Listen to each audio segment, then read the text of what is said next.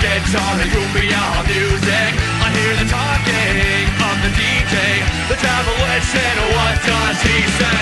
I'm on a Mexican radio. I'm on a Mexican world radio. Yeah! Broadcasting live from high atop the J.P. White Building in downtown Roswell, New Mexico. It's Mornings with Mike Winters on 106.5 Roswell's Talk FM. Is that what I sound like when I talk? Now, here's your host, Mike Winters. And good morning, one and all. Welcome to Mornings with Mike Winters. I am he. That would be me, Mike Winters. Happy Monday, everybody. Mm-hmm. Welcome to it. Yeah. Hope all of you had a wonderful weekend. Indeed. It was a busy one. Yeah. Mine wasn't too bad. Mine was pretty quiet. Ran some errands. Mm-hmm. Got all my preparatory Your ducks in a row material for my week ahead, which I got a lot of medical stuff this week. Mm-hmm. So I got to go do lab work for my regular doctor, so I got to do that this morning after the show. Right. So I have to fast, but I can't go like y'all and go at 7 in the morning and because I'm here, and they're not open in the 6 o'clock hour. Right. So I got to fast through like 10 o'clock this morning and then go after the show. So when did you start fasting?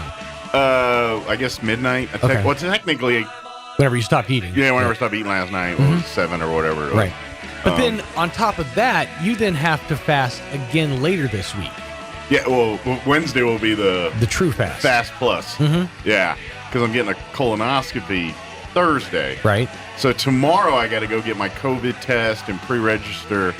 Which seems a little odd to me. They're making you get your COVID test tomorrow. Yeah. Which, first of all, you're vaccinated, so... Yeah. But doesn't matter. They make everybody get besides that, yeah, they're making you get your COVID test tomorrow. Mm-hmm. So what happens if, say, you go on some kind of weird super spreader spree and you contract COVID between when you take your test and when you go in for your colonoscopy?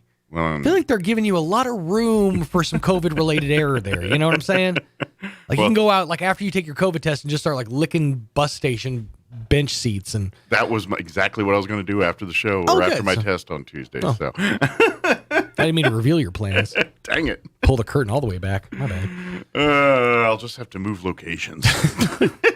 Fine. I'm going to go to an undisclosed location. Let us go lick the bench at the Wiener Schnitzel. But yes, but that's my whole week. So so I'm either things are coming out of me or going in me. Or going in deep into you. Yes. Pretty much all week this week. So the probing of Michael P. Winters. So so it's gonna be a fun week for me. Indeed. So by the way, Sean will be doing the show for us Thursday morning. Yes. When I'll do the like Wednesday's my prep day. Mm-hmm. I'll do the show because the real prep, like I just can't. I'm on an all liquid diet all day Wednesday, but the insertion of the pills and the things that make things come out of you will happen at approximately 2 p.m. Wednesday. T-minus 2 p.m. Yeah, liftoff time. Just inside your body is the sound from The Purge. Yeah. For the next 24 hours, 1400. The Purge is in place. So, so we'll do all that. And but yes, Thursday, Sean will be in the show while I'm having people check me out. From in honor out. of your procedure, I will be doing the show with a camera shoved up my butt. No. Just for the record. I don't want people to miss out. Well, thanks. Well, it's a 2-camera show, you know. In solidarity. That camera somewhere. We'll cut to the two camera shot. As I'm interviewing the mayor, it'll just show slowly working its way through. Is this some kind of internal feed? Did that say Brooks was here? That's what I'm wondering. Like, like Wednesday, is it going to be like, is that S'mores Crunch? I haven't had those since the 90s. I mean, is that what's going to be coming out? Yeah, I mean, I was like, they stopped making that in the 90s. Why is that coming out? My last MRE. What the?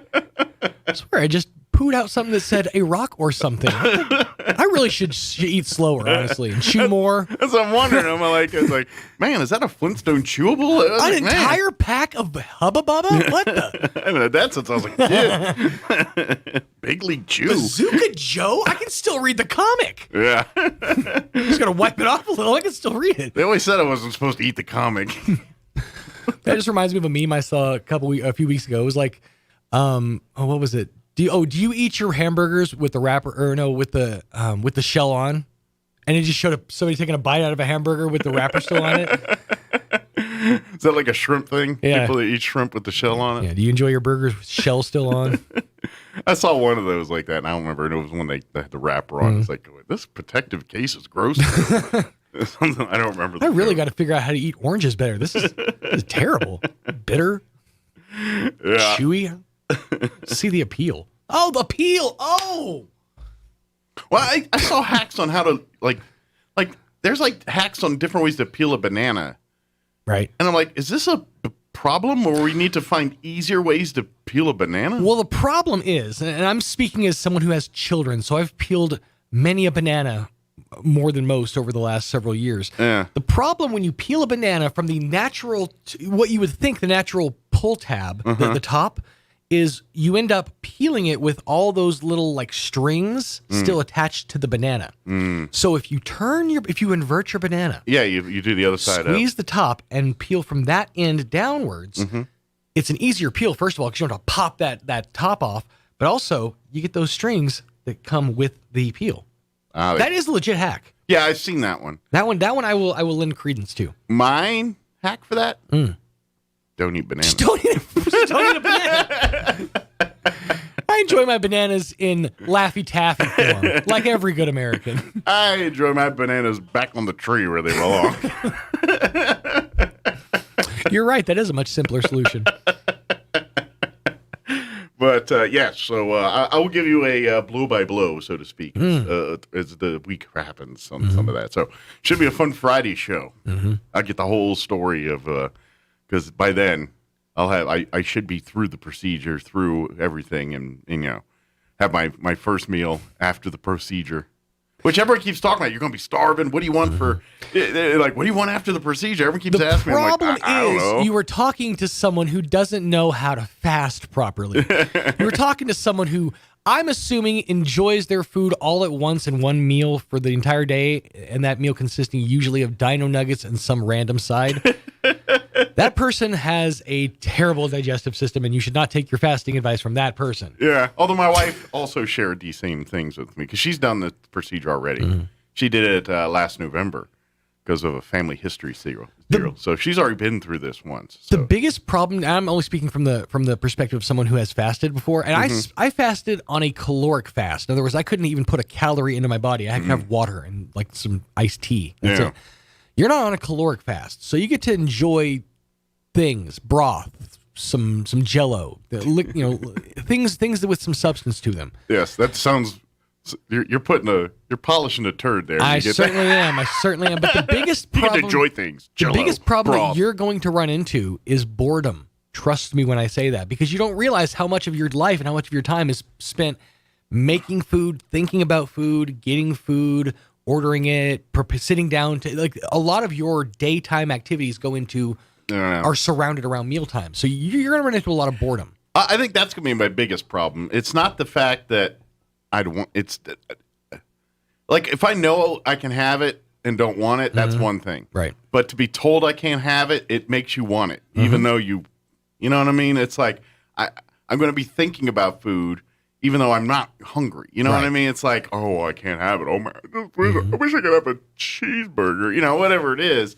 And you're like, but normally the day I could care less. Because to be honest, like this morning fasting, I hardly eat till like lunchtime anyway. That's just kind of for my mojo. But the fact that I can't, even if I wanted to, is the thing that's like, Now clear something up for me. The whole procedure of you cleaning out, so to speak, is to make sure that the area is relatively free of obstruction, so to speak, correct? That's my understanding, yes, so they can see what's going on there. So what were to happen if, say, for example, you were to partially ignore the instructions?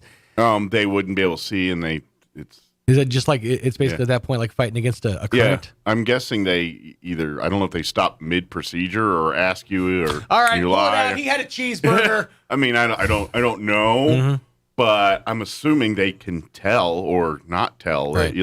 that like there's going to be evidence that you have. I would think there's going to. I mean, no matter what amount of cleaning I do back there, there's probably still going to be some remnants. Well, I mean, there's For the record, I haven't but when the whole been back there system's in quite some time. when the whole system's empty, and then that's the whole point of what they're trying to do for you this day before, then it shouldn't be a problem. I think you're all right. I mean, we always joke about like when people talk about enemas, and it's like, man, I saw stuff come out that I had in the 70s, stuff like that. I don't think that really happens.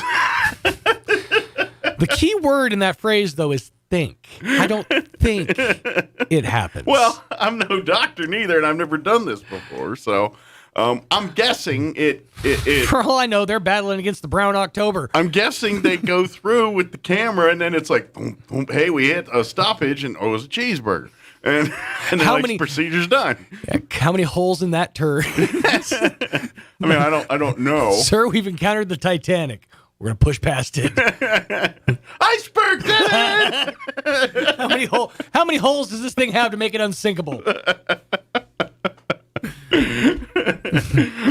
All I know was Celine Dion in there. I had nothing to do with that.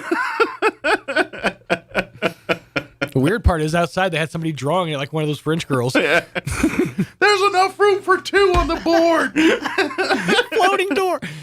That did bother me too. And I think they've examined that too. It's like if two people were on that one door, it would still be able to float. Right? Continuity error there. I would have told Leo's no room either. Sorry, dude. Just room for me. Oh, you thought this was a forever thing? Yeah. No, this was a vacation thing. Yeah. And granted, it would have muddied the rest of the story. Too bad it's not a French door, huh? There'd been two room for two, but it's just a single door. It's a cabin door. Sorry. I got the jewelry. I'm heading out. Let me give you the rundown real quick before we do weather. We get to chit chat more this hour, so we'll explore more tunnels of depth.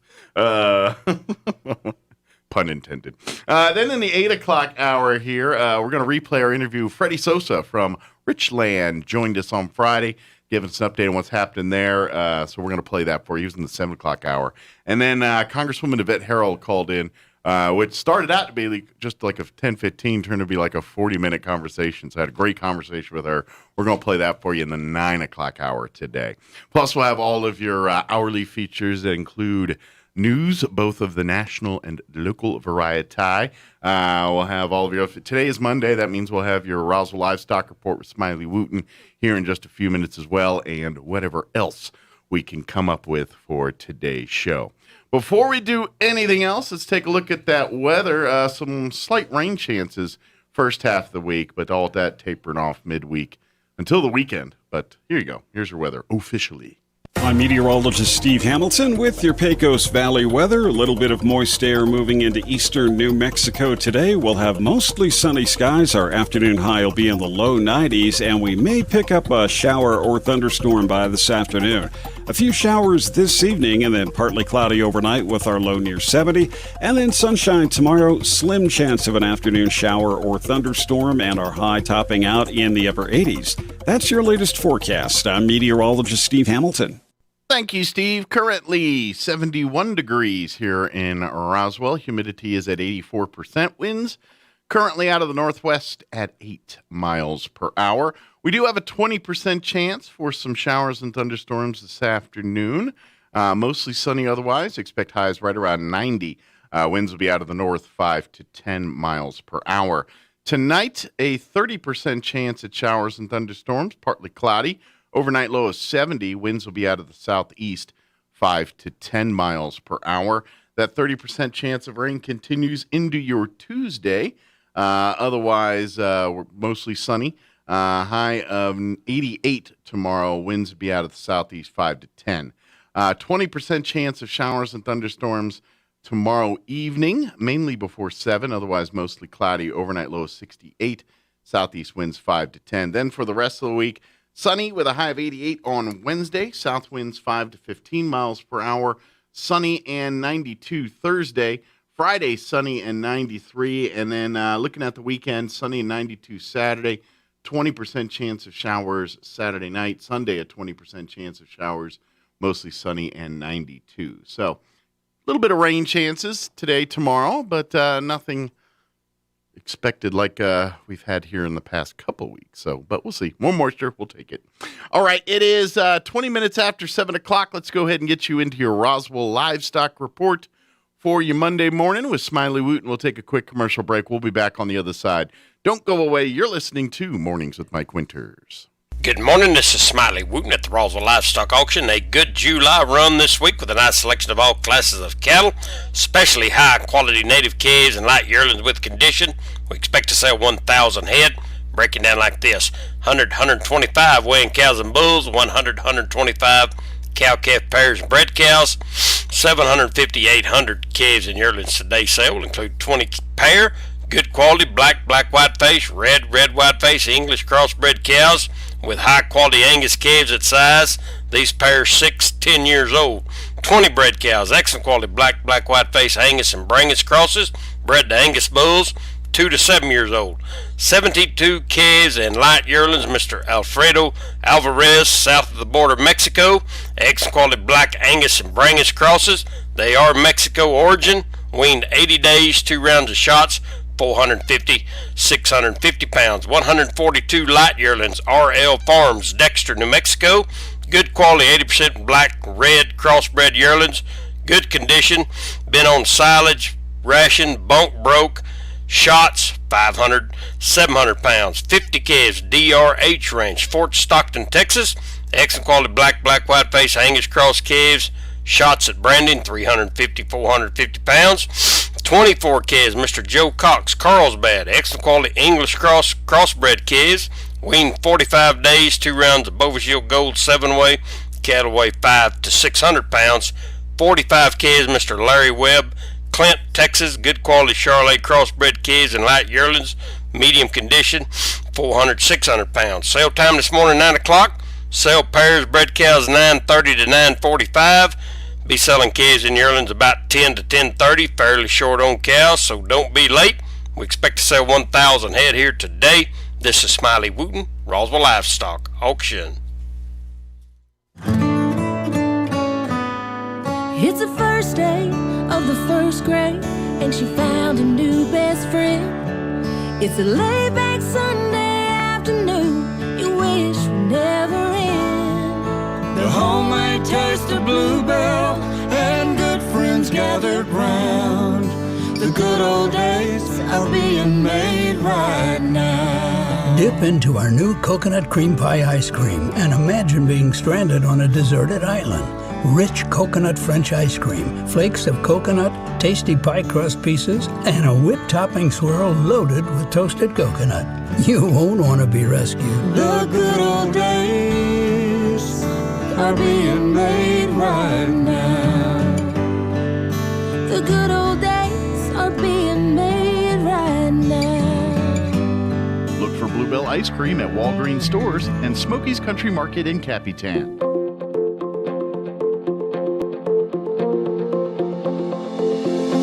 A comedian once said, "No one can tell me anything, not even myself."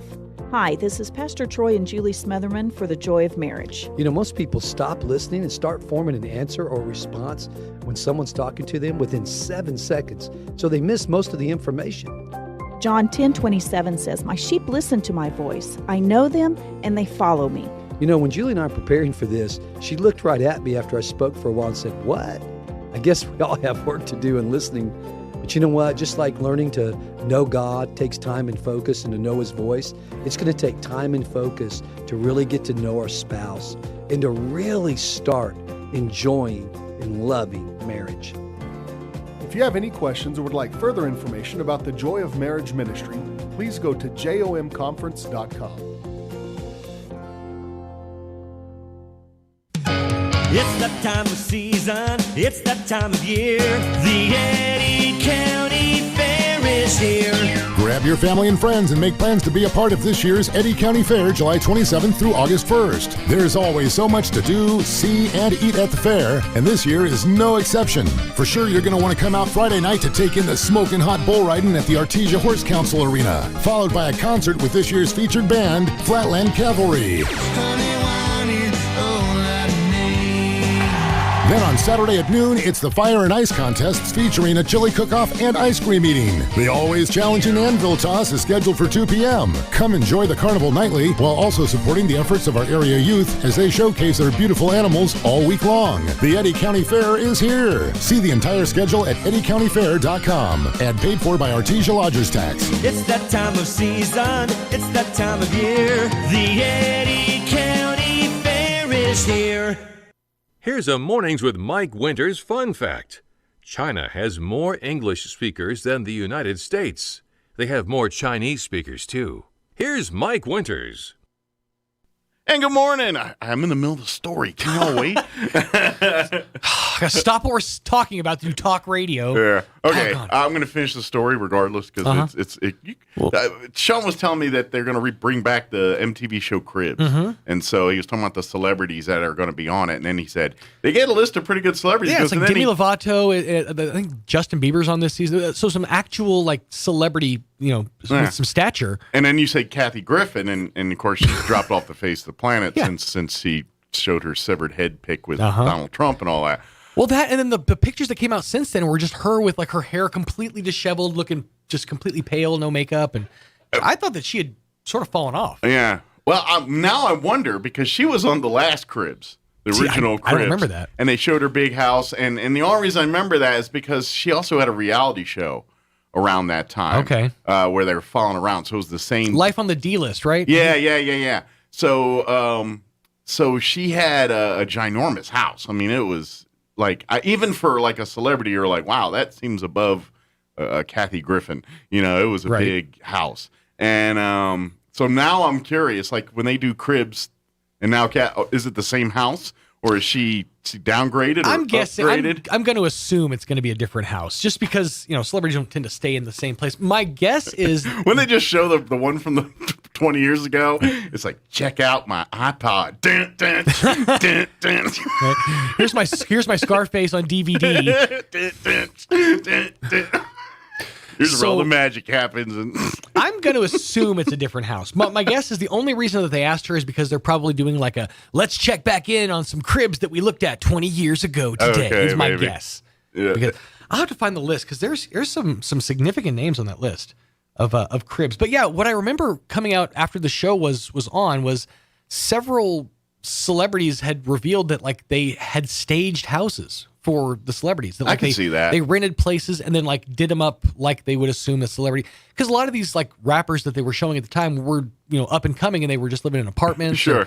So they got him a fancy crib for just the episode. That feels super disingenuous. Although every once in a while they show an up and comer and they didn't do that because they'd be like, it's my townhouse in Philly, and they're like, yeah, you haven't bought your big time house because you ain't no $100 million rapper got a townhouse in Philly. Yeah, the one I do remember there was one. I think I want to say it was Steve-O. Mm-hmm. Like they went to Steve-O's and it was his apartment, and it was like there was a hole in the wall, and it showed where he like kicked down the. I kind of remember that. It's like had his Nintendo or whatever it was. And I do vaguely remember also they did one. It was like some celebrity. Oh, I want to say maybe that was the Jackass episode because like they did like Jeff Tremaine or one of those.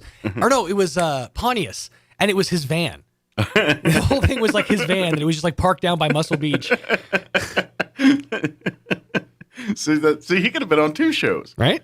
Pimp My Ride and on Cribs. Exactly. He could have done both shows. Which that's a whole other thing, dude. I fell into a rabbit hole of Pimp My Ride stuff because of the Cribs news. So I started looking into like whatever happened to Pimp My Ride, and I found a video on YouTube of some guy who bought it was the van, the one that the minivan that they did. He bought the van, which had been abandoned for like 5 years. He bought it from some lot in Boston for $850, and him and his buddy over the course of like 2 days with a sponsorship from Advanced Auto Parts completely redid the thing from like top to bottom and made it work with all the like 2003 LCD monitors in it and everything. Oh, really? Yeah. It was cool too. It had like a light up dance floor in a van. It had an entire like wraparound couch, and all the Was it like red? It was pink. Pink or something? Yeah, it was with like a pink gold. with all kinds of like I kind of remember. all kinds of like weird stuff. I kind of remember. It had a wraparound couch in the back, and all the seats were covered in denim. Like it was done over in denim, which classy. It had a footrest that came out of one of the seats that wasn't also a screen for some reason, and in the back there was like a 5-monitor display with a bunch of like subwoofers and like a whole music system. And a laser light show in the ceiling. And all that stuff actually worked. The van itself did not. But it was a pullback of like a bunch of how much of that show was actually staged. Yeah, so like it had to be. I mean, there's no way that half the stuff they stick in those cars, I mean, unless they've got like a mobile power unit behind them, how are you going to do all that? In this situation, they said what happened was that the van that they had gotten was so just done that they couldn't do anything with it. So they ended up getting another van, like a new van, and then pimping that out. And so it was actually in decent condition. Take 2. All things considered. But yeah, that chick got a whole new ride essentially. But in a lot of cases, they would put things in the vehicles for the display for the show, and then immediately after the camera stopped rolling, would take those things out. They would also like stage the stories to where like there was one who was like a fat kid, and they put candy all over his car to make it look like he just had just little treats. Oh, so you extra trashed out the vehicle to make it look. One guy said his mom would occasionally smoke in his car, and so they like went and put cigarette butts all over his car and made it look all nasty for the before. I gotcha. And then there's other stories about how like because the show, and this makes sense from a logistical standpoint, but because the show was shot around the shop, it had to all be done within relative approximation distance. Right. They weren't going to be shipping cars from Montana down there. So Yeah. almost every single one of those exhibit at your front door scenes was done from like a rented house. They would bring the people up to like, I think it was like LA or something, and actually like rent a house out that they thought looked like what the person would live in. They all live in the same house. Yeah, it's weird. See, Exhibit's been to this one address like 17 times. Gotta feel weird for those neighbors. Like, it's Exhibit and the film crew again. Hang it. Yeah, I'm gonna be a little late to work, Bob. It's film crew blocking 36th and 8th. Do you think some of the neighbors like, maybe he's coming to my house this time? It's always the same house. Always that same place. What's going on over there? Looky-loos, pulling down the blinds. Dun, dun, dun, dun. So, the one thing I do remember from Cribs, or the one good takeaway from it was it birthed the parody of Cribs that they did on Chappelle's show, wherein he revealed that he sprinkles edible gold on all his food because, and I quote, makes my dookie twinkle. Favorite line of the whole entire series. Makes my dookie twinkle. It's pretty good. Oh, man. Now I kind of want to see it, the reboot. I'm curious. I am oddly curious. Now, when are they doing the reboots? Like when are they supposed to air? Like I'm assuming in the next couple months because I'm sure they've already filmed most of them. Yeah.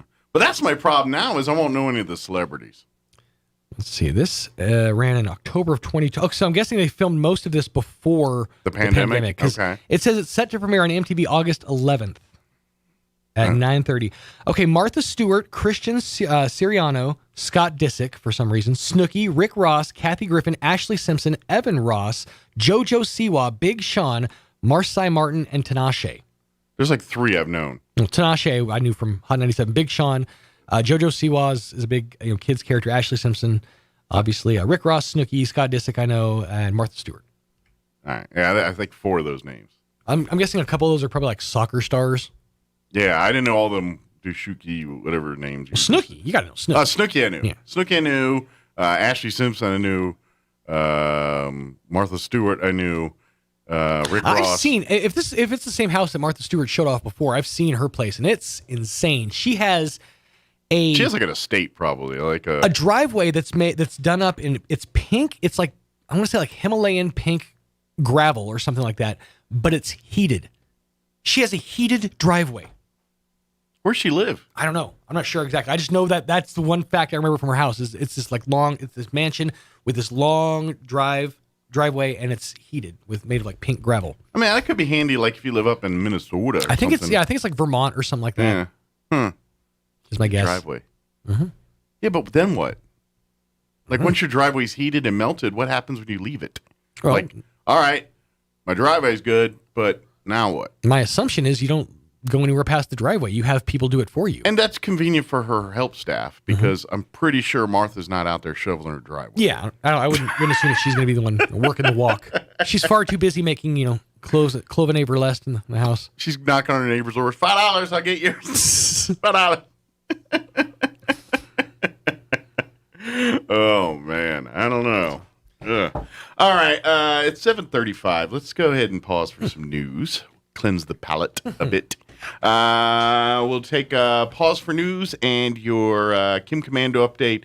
We'll also knock out your Fox Business Report and all that, too. Don't go away. You're listening to Mornings with Mike Winters. Now for a Pecos Valley news update, I'm Jared Cirillo. The Roswell Air Center is a unique asset to a city of this size, and the Air Center is responsible for a significant economic impact that benefits the city. The important facility offers travelers daily flights directly to and from Dallas-Fort Worth and Phoenix, while serving as the site for many aviation-related businesses in Roswell. Residents can learn more about the Air Center and its financial operating system by watching the 5th installment of the City of Roswell's Money Matters video series. The latest video features Air Center Director Scott Stark talking about the many aspects of the Air Center and how the facility operates as one of the city's enterprise funds. The video can be viewed on the city's Facebook page, as can the first 4 videos in the Money Matters series, an enterprise funds overview, a look at lodging tax, a discussion of the city's water and wastewater services, and a conversation about solid waste services. I'm Jared Cirillo reporting. The admission from the White House that it's, quote, flagging, unquote, social media posts that it considers misinformation was downright frightening, regardless of who is the president. I'm Kim Commando with more, brought to you by Super Beets. Support your heart health with delicious Super Beets chews. Buy 2 bags and get a third free at kimsbeets.com. That's kimsbeets.com.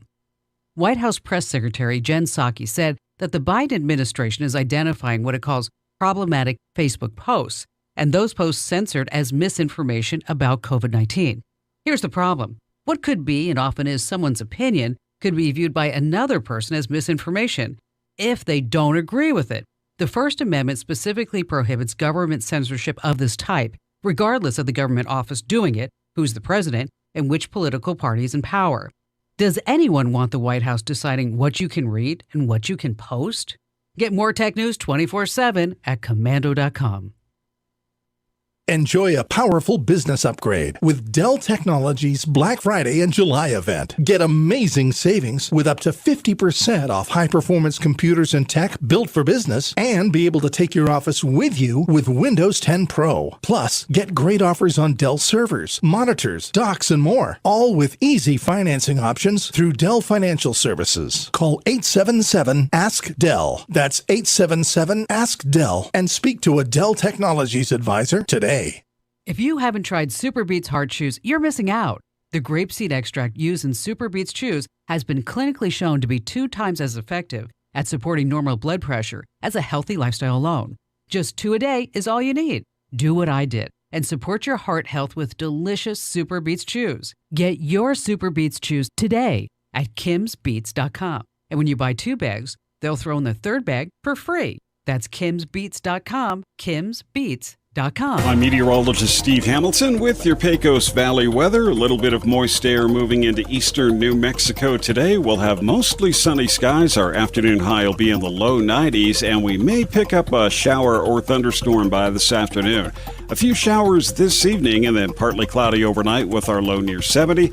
And then sunshine tomorrow, slim chance of an afternoon shower or thunderstorm, and our high topping out in the upper 80s. That's your latest forecast. I'm meteorologist Steve Hamilton.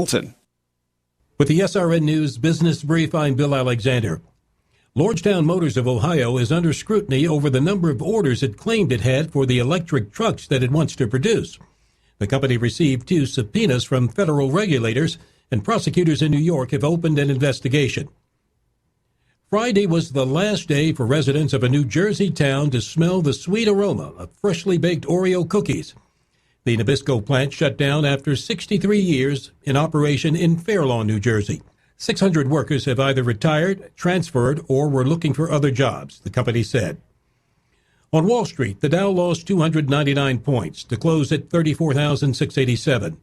The Nasdaq down 116 to 14,427. And the S&P 500 was off 32 points to 4,327. With the SRN News Business Brief, I'm Bill Alexander in Washington. Put a little cool into your back to school with the Back to School Blowout at Roswell Honda. Saturday, July 24th from 10 to 1, Roswell Honda is classing up your back to school season with free food and drinks, jolly jumps for the kids, and tons of giveaways, including a free 12-pack just for stopping by, free AirPods with a qualified test drive, a free Target gift card with purchase, and of course, the big backpack giveaway. Stop by now and get your kids signed up. The Back to School Blowout, Saturday the 24th at Roswell Honda, 2177 West 2nd.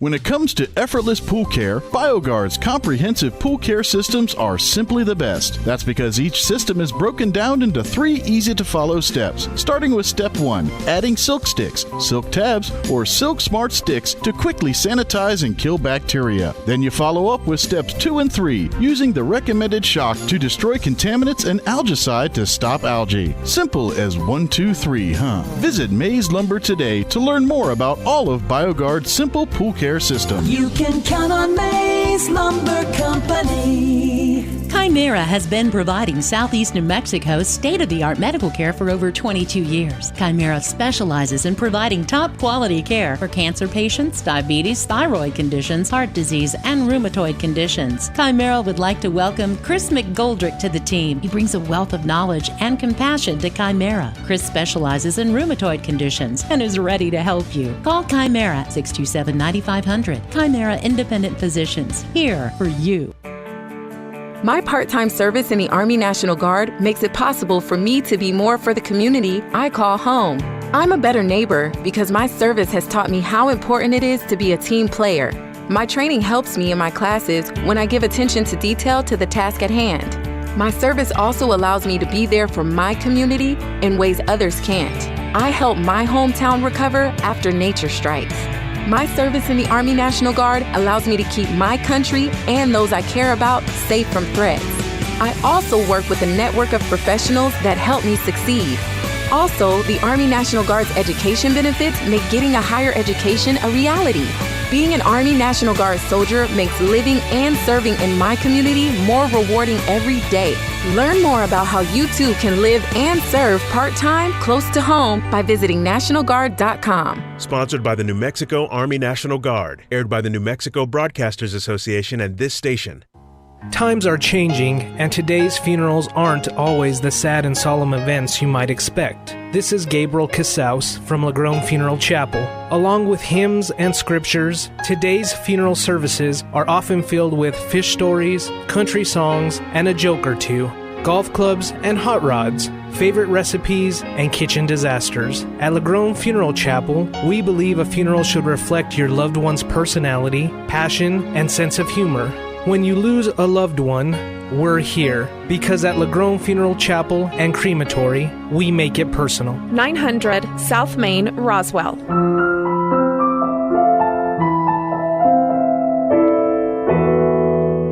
Built upon a solid foundation of cast iron and steel, the Kubota L-Series tractor is the #1 selling compact tractor in the U.S. for over 10 years. Powerful Kubota diesel engine, ease of operation, and your choice of a Kubota gear or HST transmission. The durable Kubota L-Series. Talk to your local Kubota dealer today to schedule a demo. Go to KubotaUSA.com for full disclaimer. Amigo Machinery, 2801 Southeast Main Street, Roswell. As part of the ongoing effort to keep the roads of New Mexico safe, we would like to share a list of things you should never attempt behind the wheel of your automobile. Texting your friends, wrestling your friends, eating a sandwich, making a sandwich, hugging your kids, buckling your kids, brushing your hair, brushing your teeth, flossing your teeth, adjusting your seat, rubbing your feet, reading the paper, using a shaver, applying makeup, You get the point. A large number of car crashes occur when the driver is doing something other than driving. Drive safe, New Mexico. Paid for by the New Mexico Department of Transportation and aired in cooperation with the NMBA and the station. Here's a Mornings with Mike Winters fun fact. 47.2% of all statistics are made up on the spot. Is this true? I'd say chances are about 50%. Here's Mike Winters. And good morning. It is closing in on 7:45. Hey, don't forget tomorrow. And no, I'm sorry. Tomorrow's the 22nd. What's today? Today would be the 19th. So it would be later this week. Yes. So it would be the 20th and the 22nd and 23rd. So that would be what? Thursday. Wednesday, Thursday. There we go. Sorry, my week's all out of sorts.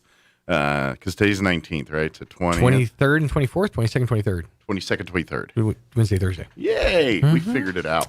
The Roswell Independent School District is having a big job fair for those 2 days. That's going to be happening at the Roswell Chamber of Commerce. It'll be the 22nd that night from 6 to 8:30 p.m. And then they'll be doing it again the next morning, the 23rd, midday, 10 a.m. to 2 p.m. They have job openings pretty much across the board. Yeah. Teaching staff, all grade levels, nurses, custodial, janitorial, substitute teachers, support staff, cafeteria workers, and much more. All experience levels.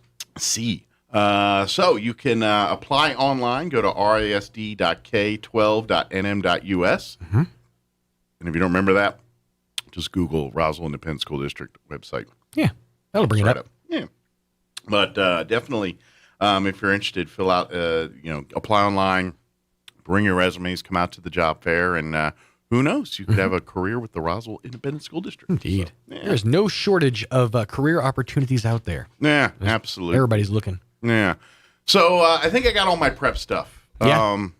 Because I'm allowed. I was starting to. I broke down the list. There's actually quite a few things I can have. I normally have, but like popsicles. I can have popsicles on Wednesday. Nice. Okay. No red. I'm pretty sure any clear liquid, right? Well, clear, but even it done. Like I can have Coke. Okay. Or soda. So they're letting you have cocaine. Yes. That's very bold of them. I would think the risk of going on a bender right before a big colonoscopy is too great. But yes, I'm allowed to have Coke, tea, coffee, but it says, I guess it says plain coffee. So I'm guessing you're allowed to have. You could probably put sugar, some but sweetener in it. But I'm guessing no cream. Yeah, the cream's probably. That's what I think they're trying to keep you away from is the cream-based products. Yeah. Like no puddings. I'm guessing probably no. No puddings, but I can have Jell-O. Right, you can have Jell-O, but I can't have anything red or blue. Really? No, not blue. Red or purple. I'm sorry. Red or purple. Blue, I'm okay. I wonder if that has any effect of like the dyes or something. Yeah, I'm guessing. I think it makes it look like something's bad happening going on in downstairs when that makes sense. If you got a bunch of red when they're trying to determine between which red is what is what that makes sense. But I'm like, they didn't say blue. Okay. So I guess I'm okay there. Although there's not a lot of blue stuff out there. Well, my Gatorade, the one I bought, the Gatorade I bought for the cleansing is a white color, but I have some blue in the fridge anyway. But I guess I could drink the blue if I wanted the blue. If you want the blue, go for the blue. But I got green Jell-O. Okay. Because that was the only color I could have that didn't look like red. Or like there was an orange. I was like, well, that's kind of like red. It's off orange. Or off red, yeah. So I was like, I'll stick with the green. I'll have some of the yellow. Don't be skinny. Cheap on me. and then I got my Malox, which is in a powder form, but I didn't know that because the bottle looks like it's liquid. Then you shake it, it's like, oh. So that's what I got to mix up with my Gatorade for the cocktail o' destruction. Ooh, that sounds delightful. Well, so here's kind of the procedure. I've got to take at 2 p.m. on Wednesday. I take my four laxative pills. Okay. I think they're Dulcolax, I think. I don't know. It's whatever they are. I don't know. Okay. I take 4 of those bad boys. And I can't remember about the liquid drinking. And then I think about 2 hours later is when I start the Gatorade and powder Malox or whatever it is mixture. And I got to drink like 8 ounces of that every 15 minutes till it's gone. And it's 64 total ounces. Oh, dude. So it's because it's 2 32-ounce Gatorades. That sounds. And then the Malox powder and mixed together. So I got a 64-ounce pitcher of liquid. I got to drink 8 ounces every 15 minutes until it's gone. And what I have been told by others, when you drink those last 3 or 4 glasses, just drink them on the toilet. Don't even waste time At that point, in between. Just have the pitcher with you there in the toilet. At that point, you're just basically a human game of chutes and ladders. Sans ladders. So, yeah. So that's kind of But as far as I just can't help but feel terrible for Kim. Why Kim? She's gonna live with this. I lived with it when she did it. I know, but I'm saying she ain't no bouquet of pansies coming out of there. That was years ago. You've had time to cope. It was less than a year ago. It was last November. We've been through a whole worldwide pandemic since then, Mike. She said plenty of free time to just sit and think. And I told her because I was told by some people that like the people around you, if they're real nice, they'll go out to eat, not like eat around you and all that stuff. I said, I really doesn't bother me. If you want to eat, you want to eat. I said, smells might get me, but be honest, if she spends the day eating, I don't know, what would she eat that I would hate? I don't know, just something that she eats that I hate. Then that would be good to go. I just can't remember. Salad. I don't hate salad. Fruit. Fruit would be, yeah. She was big old. If Kim, just the whole day, just bring home a whole thing of bananas. Yeah, you'll be fine. He doesn't even know how to open them. No, I don't. I don't. There's nothing I even like banana flavored. Nothing in that world. So I don't like any of it. So, but yeah. So, but as far as, and I went with some savory stuff because I can have broth. So I got like 4 sipping cans. Like the Campbell's size, those little you've seen them, the little you throw the cup in the microwave and you pull the top off and throw in the microwave for like a minute or two, and then you've got broth, and then you sip on it like a little drink. I got a couple of those chicken broth ones. I got one that's got like lemon or something in it. I was like, okay, I guess that's all right, and got that one.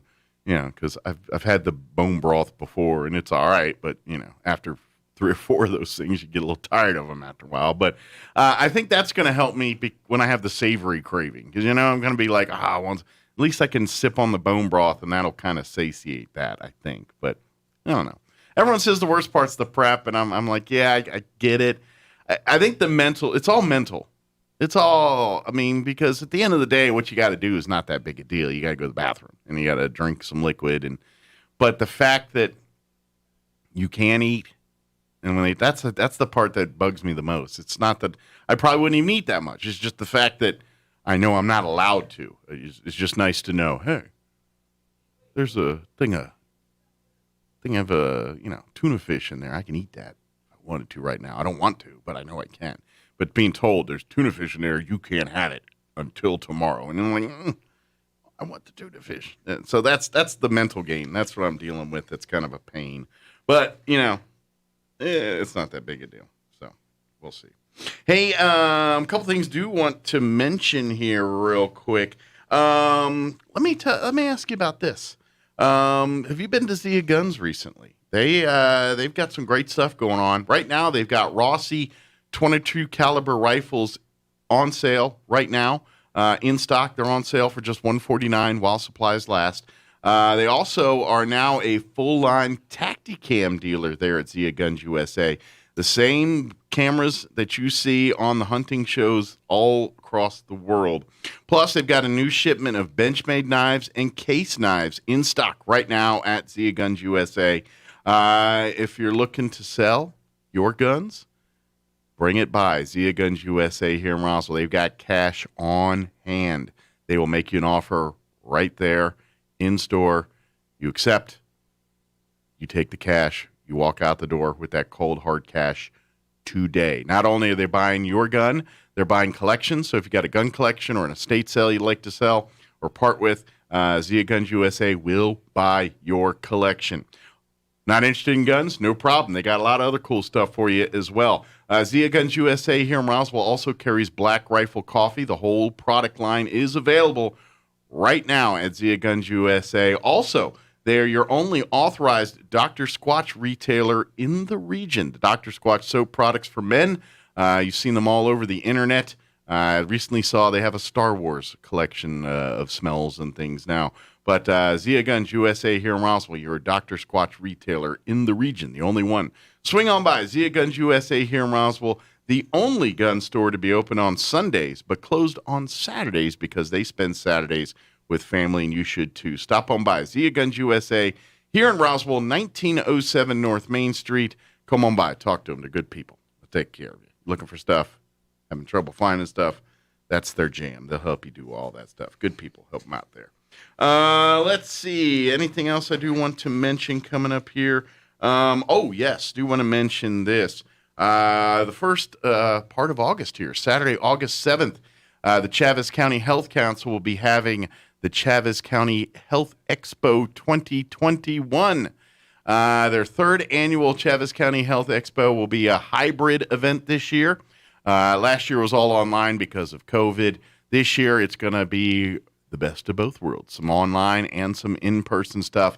Matter of fact, the event, which will be on Saturday, Saturday, August 7th from 9 a.m. until noon, and it'll be at several locations. Of course, they're going to have a lot of stuff on the Chaves County Health Council's Facebook page and YouTube channel. You can find, they'll have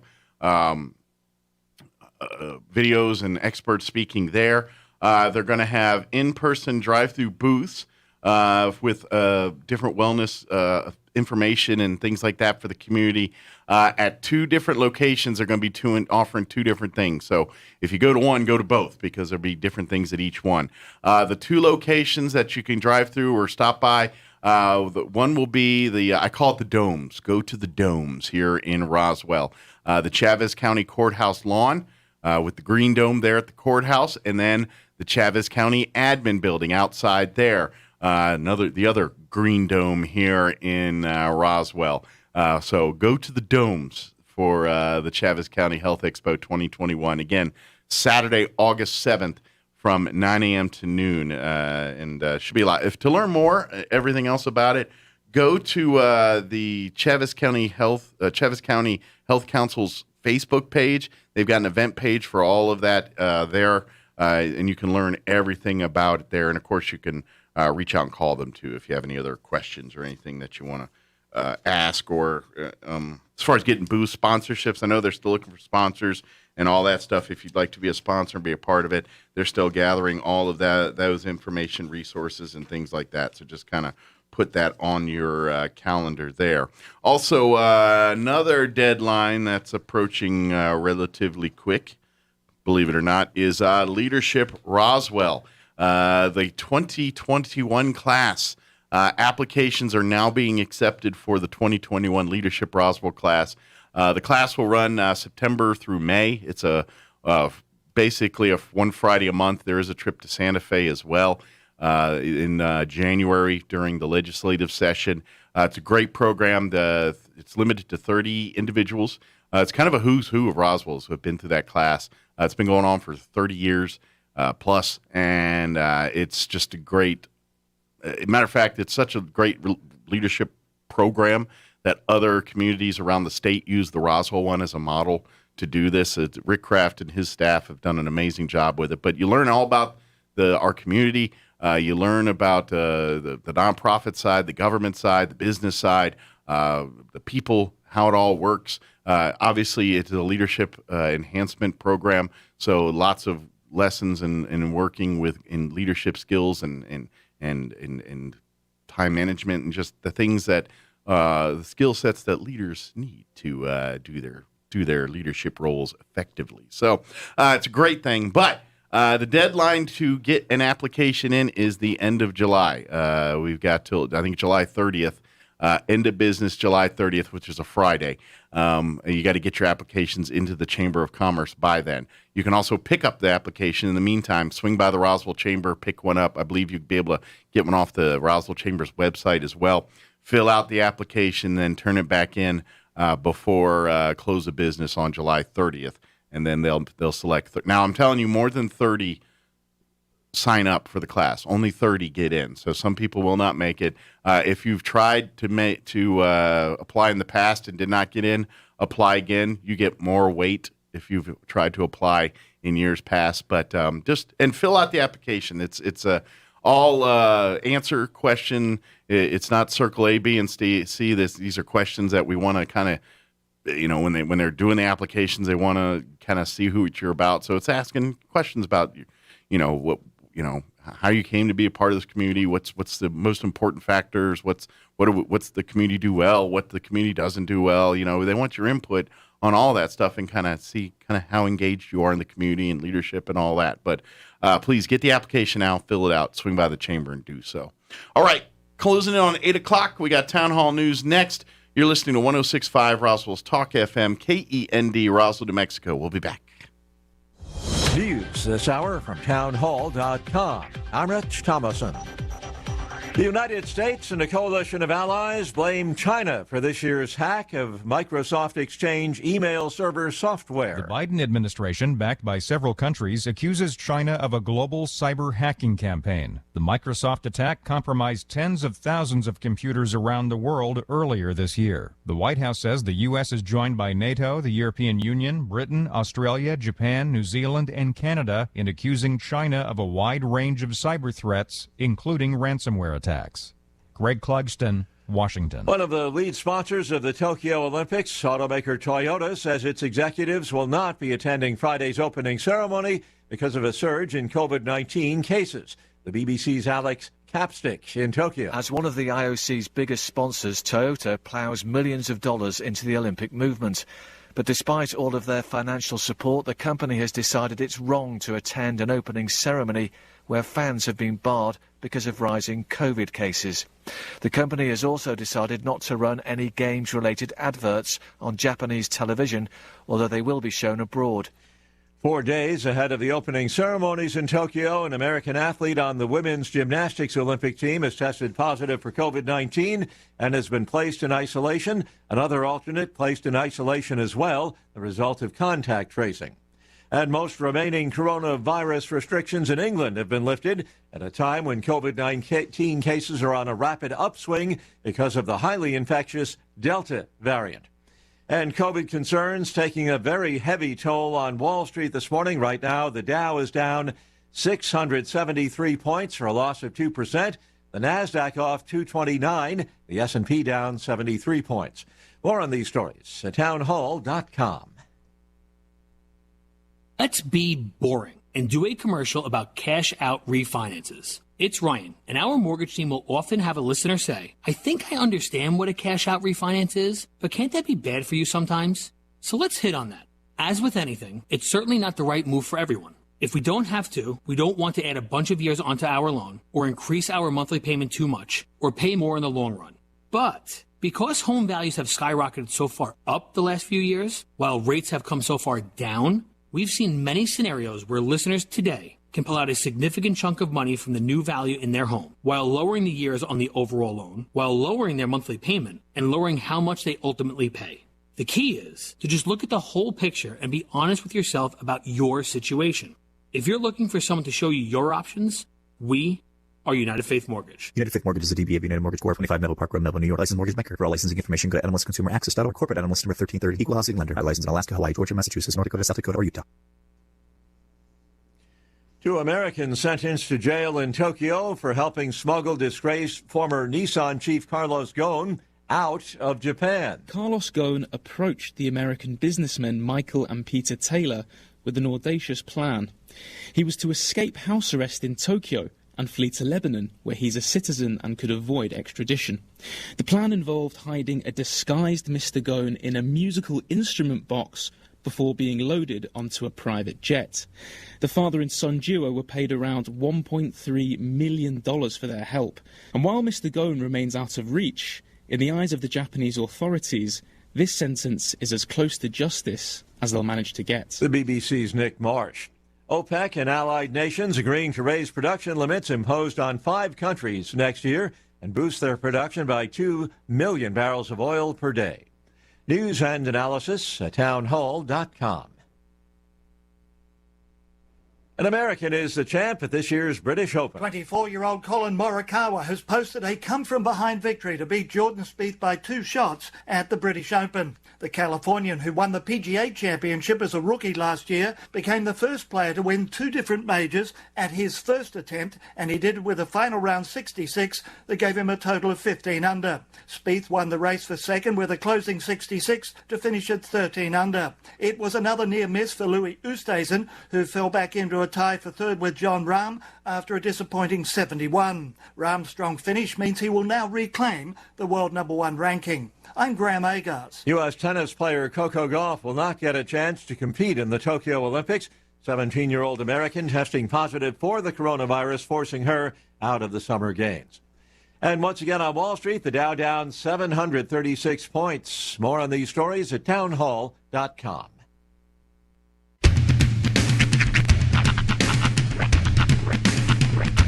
What in the wide, wide world of sports is going on here? I promise you, whatever scum did this, not one man in this force will rest for 1 minute until he's behind bars. Now let's grab a bite to eat. Yeah, come on. I feel the hot wind on my shoulder and the touch of a world that is older. I hit the switch and check the number.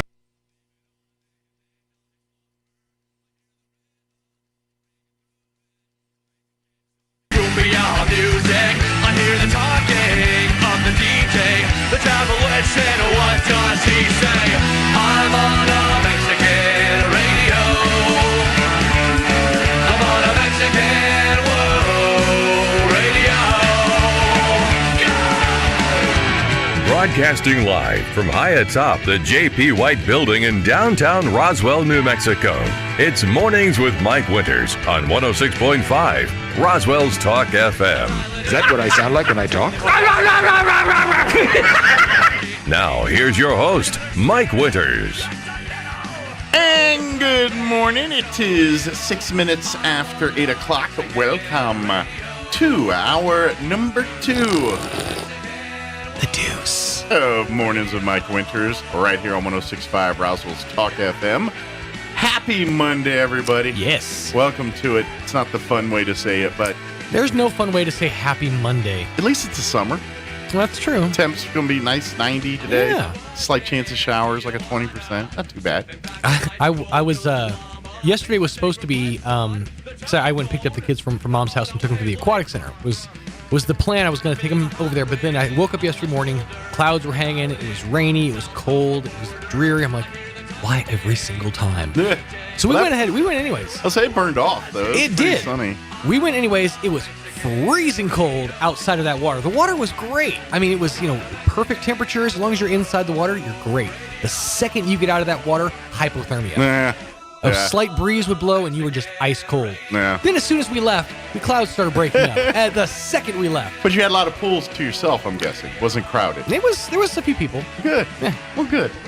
By the way, when Sean was doing his affect there, he's drinking Dr. Pepper Zero. Yes. I, this weekend, for the first time, had the Dr. Pepper Cherry Zero. Oh, you hadn't had that one yet? I had for the first time. It's not bad. It's pretty good. It's pretty good. Mm-hmm. I bought a 12-pack of it. I feel like, though, it's more cherry Dr. Pepper, more cherry than the original cherry Dr. Pepper. Yeah, they seem like they over-cherried there.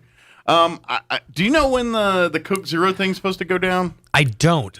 For those who don't know, I guess last week Mike had brought up or mentioned that Coke had announced they're going to change the formulation of their Coke Zero formula. Yeah, they're pulling a Coke, new Coke on us with That's zeros. what it feels like. Yeah, it's like 1985 all over again. Yeah. They're going to release new Coke Zero with new packaging. I feel like this is all so in 3 months they can. It's almost a mirror. Yeah, it is. It's taken the game plan right out of the book and I know you were telling me, I think later, that whole Coke Classic was all a planned event anyway. They say that, okay, so they I don't know if that one was exactly a plan, but the Coke marketing department has been known to do underhanded, nefarious things in the past just to undercut competition. Specifically, when Crystal Pepsi came out, they put out a clear soda called Tab Clear. Yeah, I remember that. Tab is their notorious diet soda, so everybody assumed Crystal Pepsi was a diet soda also. Yeah, and that sort of people stopped buying Crystal Pepsi, and then as soon as they took Crystal Pepsi off the market, they pulled Tab Clear too. They were like, "Oh, you did this for this reason." I always, when it came to the Crystal Pepsi deal.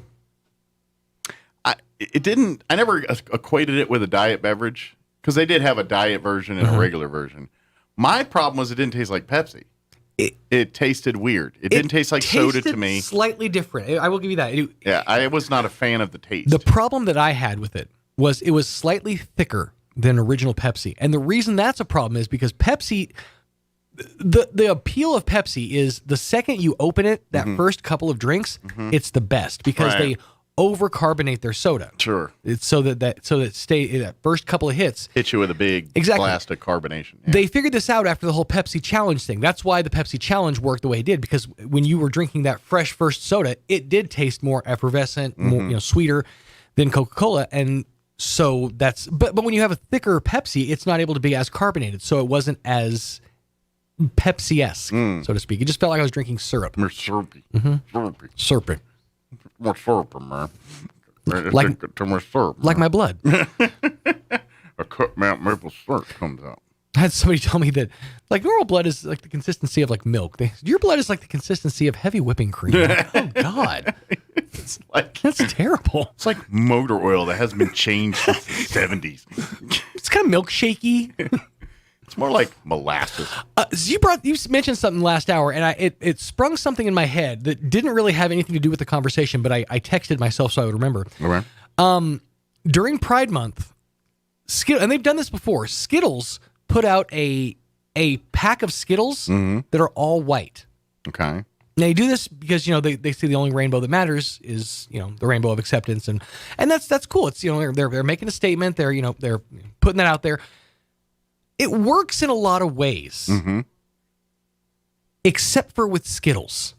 Well, now it sounds like a alt right or pro white. Well, whatever. They've taken all the colors off, but that's the only distinguishing factor for Skittles. If Fruit Loops did it, that's fine because all the Fruit Loops taste exactly the same. But Skittles did it, and I can't tell which one's an orange and which one's a straw. I can't tell.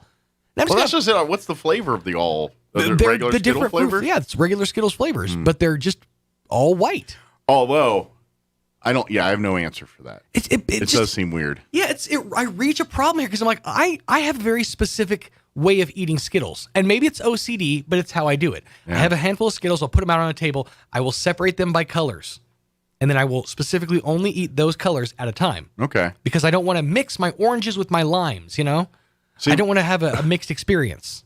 Anytime I cared about anything like that, the Skittles, I was a child. Yeah. And I did the opposite. My whole thing was to call it education. I would mix Skittle colors, chew them up, and then spit them onto the ground and see what color combinations I could make. It was almost always gray. Not always.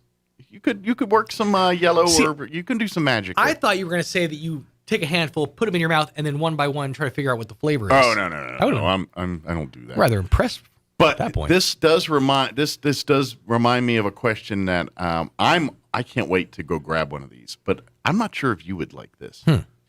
The another iconic candy, the M&Ms. I don't know if you've seen the commercials for this, which I've seen the commercials and I have not seen the bag of them yet. Okay, they've gone bring y'all to the party collection, and they've got a bag of M&Ms now that has plain M&Ms in it, peanut M&Ms in it, and peanut butter M&Ms all mixed together in the same bag. Wow, I'm down 100%. Oh, I'd enjoy that. Yeah. Now, in fairness, I do like a Reese's Piece more than I like a peanut butter M&M, which seems counterintuitive because there's more peanut butter in a peanut butter M&M. What's the chocolate factor? I think the peanut butter to shell to chocolate.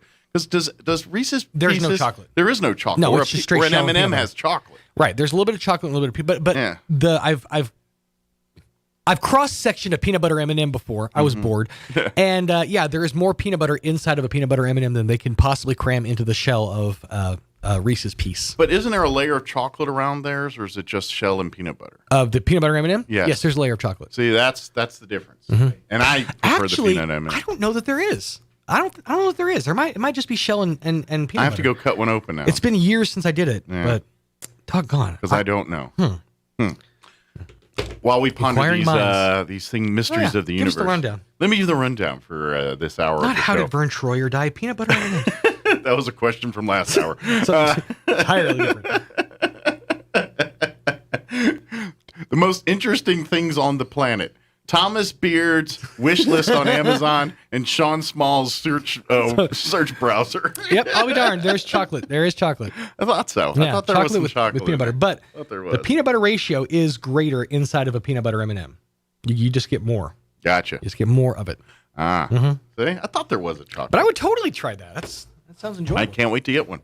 But we'll get you up to date with the weather here in just a few minutes. We're going to replay our interview we had Friday. Freddie Sosa from Richland joined us. We had a great conversation with him. We're going to play that here in just a few momentos. Later on, we'll get you up to date with the news of the local variety, your town hall business update, and whatever else we can come up with for this hour of the show. You know, one of the cruelest Christmas presents I ever received, it was at a company Christmas party. Oh, yeah, you told me that. I got a tin. It was like a cookie tin. Okay. And it was filled with Skittles and M&Ms mixed together. Wow. That is cruel and unusual punishment. Because you can't just pick up a handful of candy. You have to sit there and look for M's and look for S's. Yeah. You just gave me a job. And they're both exactly shaped the same, aren't they? They're not. They really are. The same weight. It's not like Runts or something. There are a few that you can distinguish by color. Yeah. But it gets real difficult. Doesn't occasionally a Skittle get more round on occasion? Sometimes. Sometimes you get M&Ms that are a little bumpier because it's easier to make chocolate bumpy, I guess. Yeah. I don't know. But yeah, that was just a horrible experience. The only thing that M&M's ever has infuriated me is when I bite into a peanut M&M and it's the size of a peanut M&M and there's no peanut in it. It's Really? all chocolate. I like that. Oh, that's infuriating to me. That's I kind of got my mouth all worked up for some peanut. Ain't but a swallow in the container. Swallow it and shut up. I am a DIY peanut M&M guy. I just get myself a pack of peanuts and a pack of plain You make M&Ms. your own? Make my own. Yeah, it's like a Mr. Bean school of candy eating. There was a weird period in time where every sitcom did this, and I haven't seen it since like the 90s. But like one of the characters would walk up to the fridge. Specifically, I remember it happening in Step by Step, and I want to say like Home Improvement, maybe a couple other ones. Somebody would walk up to the fridge, take a swig of milk out of the jug, take a squirt of the Hershey syrup, and mix their own chocolate milk. I saw that with coffee. Yeah, somebody did that with coffee, but it was like an Owen Wilson type or something like. Because the whole reason I put old school cream in my coffee. Did you do an old school? It might have been, but the reason you put cream, or I put cream in my coffee, is to cool it down so it makes it easier to drink. That feels dangerous. You run the risk of burning your tongue. Yeah, I don't dance in that realm. Just all of it sounds awful. I wouldn't do it for any of that. But, for the record, though, the method of making chocolate milk in your mouth, the DIY method, super effective. I think I saw someone do that with Ovaltine. Right. I want to say a Cookie Monster. Like the movie, I don't remember the movie, but they had like a Cookie Monster cookie jar, and they took like Cookie Monster's head and like put the Ovaltine in it and the milk, and then. I vaguely remember. Yeah, I think it was like. I just don't know what movie that was from. Well, the similar example, I want to say it was like a cookie jar, but they just poured milk into it, and they're like, "Yeah, it's milk and cookies." Yeah, and they ate it with a spoon or something. You're right. Though. It's been in many movies as referenced, but yeah, you'd never see that anymore. I think we need to bring back DIY chocolate milk. Yeah. Kids, go to your refrigerators and just chug out of the gallon jug. Just make you some mouth chocolate milk. That sounds classy. Mouth milk. Chocolate mouth milk. No, the real classy part is when you make it for your friends. Don't put your lips on the Hershey syrup nipple there. Don't do that. That's just savagery. Well, that's where you got to have kind of it's a pro move because you have to pour enough milk into your mouth where you can open it out without spilling any of the contents out. And by the way, Hershey syrup tastes different than like a powder mix. It's way different. It's more. I'm not sure I like it either. I am a fan of Hershey syrup. I'm way a bigger fan of the powder. Like I way prefer like a malted milk, an Ovaltine. I way prefer that. Yeah, but either way. See, I used to do that, like with the chocolate quick. The remember when it came in the tin? You take the plug out. You had to use the spoon to pop it. Yeah. Yeah, so I would take that and take a big spoonful of that, put that in my mouth, and then take the milk and mix it like that. I have perfect. Tried that, but it was a kid. All of these things I can't do today because I got to fast. Well, I was going to say you can't do it for the next week, but hey, next Monday, game on. I'm putting powder in everything. Mustard on my watermelon. It's going to get weird. It's 19 after. Here's your weather. I'm meteorologist Steve Hamilton with your Pecos Valley weather. A little bit of moist air moving into eastern New Mexico today. We'll have mostly sunny skies. Our afternoon high will be in the low 90s, and we may pick up a shower or thunderstorm by this afternoon. A few showers this evening, and then partly cloudy overnight with our low near 70. And then sunshine tomorrow, slim chance of an afternoon shower or thunderstorm, and our high topping out in the upper 80s. That's your latest forecast. I'm meteorologist Steve Hamilton. Thank you, Steve. Currently 75 degrees here in Roswell. Humidity is at 74%. Winds currently out of the north at 7 miles per hour. We do have a 20% chance at some afternoon showers and thunderstorms today. Otherwise, mostly sunny. Highs expected to reach 90 today with north winds 5 to 10 miles per hour. 30% chance of rain for tonight, mainly after midnight. Partly cloudy otherwise with an overnight low of 70. East winds 5 to 10 miles per hour. Tuesday, we're looking at a 20% chance at showers and thunderstorms, mostly sunny. Highs of around 88 expected. Winds out of the southeast 5 to 10 miles per hour. Tomorrow night, mostly clear with an overnight low of 68. Wednesday, sunny. Highs of 88 expected with south winds 5 to 15. Thursday, mostly sunny with a high of 92. Friday, sunny skies and a high of 93. And then glancing at the weekend, sunny and 92 Saturday. 20% chance of showers Saturday night and 20% chance of rain on Sunday. Mostly sunny, highs around 92 expected. Hey, are you broken up over a busted Bissell? Are you out of sorts about an outer order Oric? Heaving a sigh about a helpless Hoover? Well, if you're having vacuum problems, bring it to Vacuums Plus. They offer same-day diagnostic and repair for any model. Maybe it's time to trade up to a new vacuum. They have a great selection featuring the top brands that you know and even some that you don't know. Plus, hard-to-find vacuum bags and accessories, too. So don't be downtrodden over a dead Dyson. Trade up today at Vacuums Plus. They're located on the corner of South Main and Poe here in Roswell, right across from Andrew's Donuts. Yeah, we always, matter of fact, I think they'll be on the radio with us a little later on this week. I think it's actually the day I'm under the scope, so might be Sean talking to him. But yeah, definitely, if you need a new vacuum or vacuum repair, the folks over at Vacuums Plus, they've got you covered. Stop on by. They're located South Main and Poe, right across from Andrew's Donuts here in Roswell. All right, it is 8:22. We're going to take a quick commercial break, and then on the other side, our interview with Freddie Sosa from Richland. Don't go away. You're listening to Mornings with Mike Winters. Celebrate traditions we treasure at the 85th Annual Lee County Fair, July 30th through August 7th at the Lee County Fairgrounds in Lovington. There's something for everyone at this year's fair. Thursday is Tough Enough to Wear Pink Night, featuring the second PRCA performance at 7 p.m. and Clay Walker in concert at 9:30. I can make a living out of loving you. Friday night is Patriot Night with the third PRCA performance and Confederate Railroad with Exile in concert at 9:30. Daddy never was. Saturday, August 7th begins with the Junior Livestock Sale at 9:30, plus the Lee County Special Rodeo at 4:30, the rodeo wrap-up, and it's Cowboys Who Care Night with Gary Allen taking the stage for the final night. Sitting out here watching airplanes. Admission is $10 for adults. Kids 6 to 12 are just $5, and kids 5 and under are free, with free admission on Sunday, Monday, and Wednesday. Get more information at leecounty.net. The 85th Annual Lee County Fair, celebrating traditions we treasure. July 30th through August 7th at the Lee County Fairgrounds in Lovington, New Mexico. See you there. Put a little cool into your back to school with the Back to School Blowout at Roswell Honda. Saturday, July 24th from 10 to 1, Roswell Honda is classing up your back to school season with free food and drinks, jolly jumps for the kids, and tons of giveaways, including a free 12-pack just for stopping by, free AirPods with a qualified test drive, a free Target gift card with purchase, and of course, the big backpack giveaway. Stop by now and get your kids signed up. The Back to School Blowout, Saturday the 24th at Roswell Honda, 2177 West 2nd.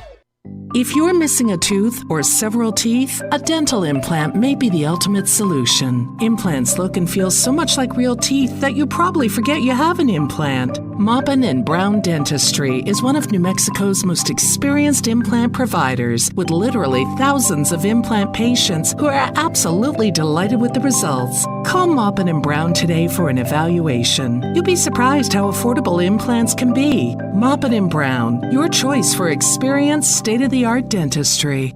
Martine's Capital Cafe in Roswell offers authentic and highly rated New Mexico food. Explore their amazing menu featuring huevos rancheros or asado with eggs or their green chili stew. And you can't forget their award-winning green chili cheeseburger, all made from scratch using their finest and freshest ingredients. Open for carryout with curbside delivery or limited dine-in. Just call ahead 624-2111. Martine's Capital Cafe, always pleasing the most refined palate. Open Monday through Saturday from 6 a.m. to 8:30 p.m. at 110 West 4th in Roswell. At Anderson Bethany Funeral Home and Crematorium, we honor and pay tribute to the achievements of your loved one by celebrating the life you shared together. Anderson Bethany Funeral Home and Crematorium is compassionate and cares about our local community and the families we serve here in southeastern New Mexico. Locally owned and operated, we will be here to help you decide how to celebrate the bond you've shared and pay tribute to the unique individual you've lost. Visit us at 2609 South Main in Roswell or call 622-5888.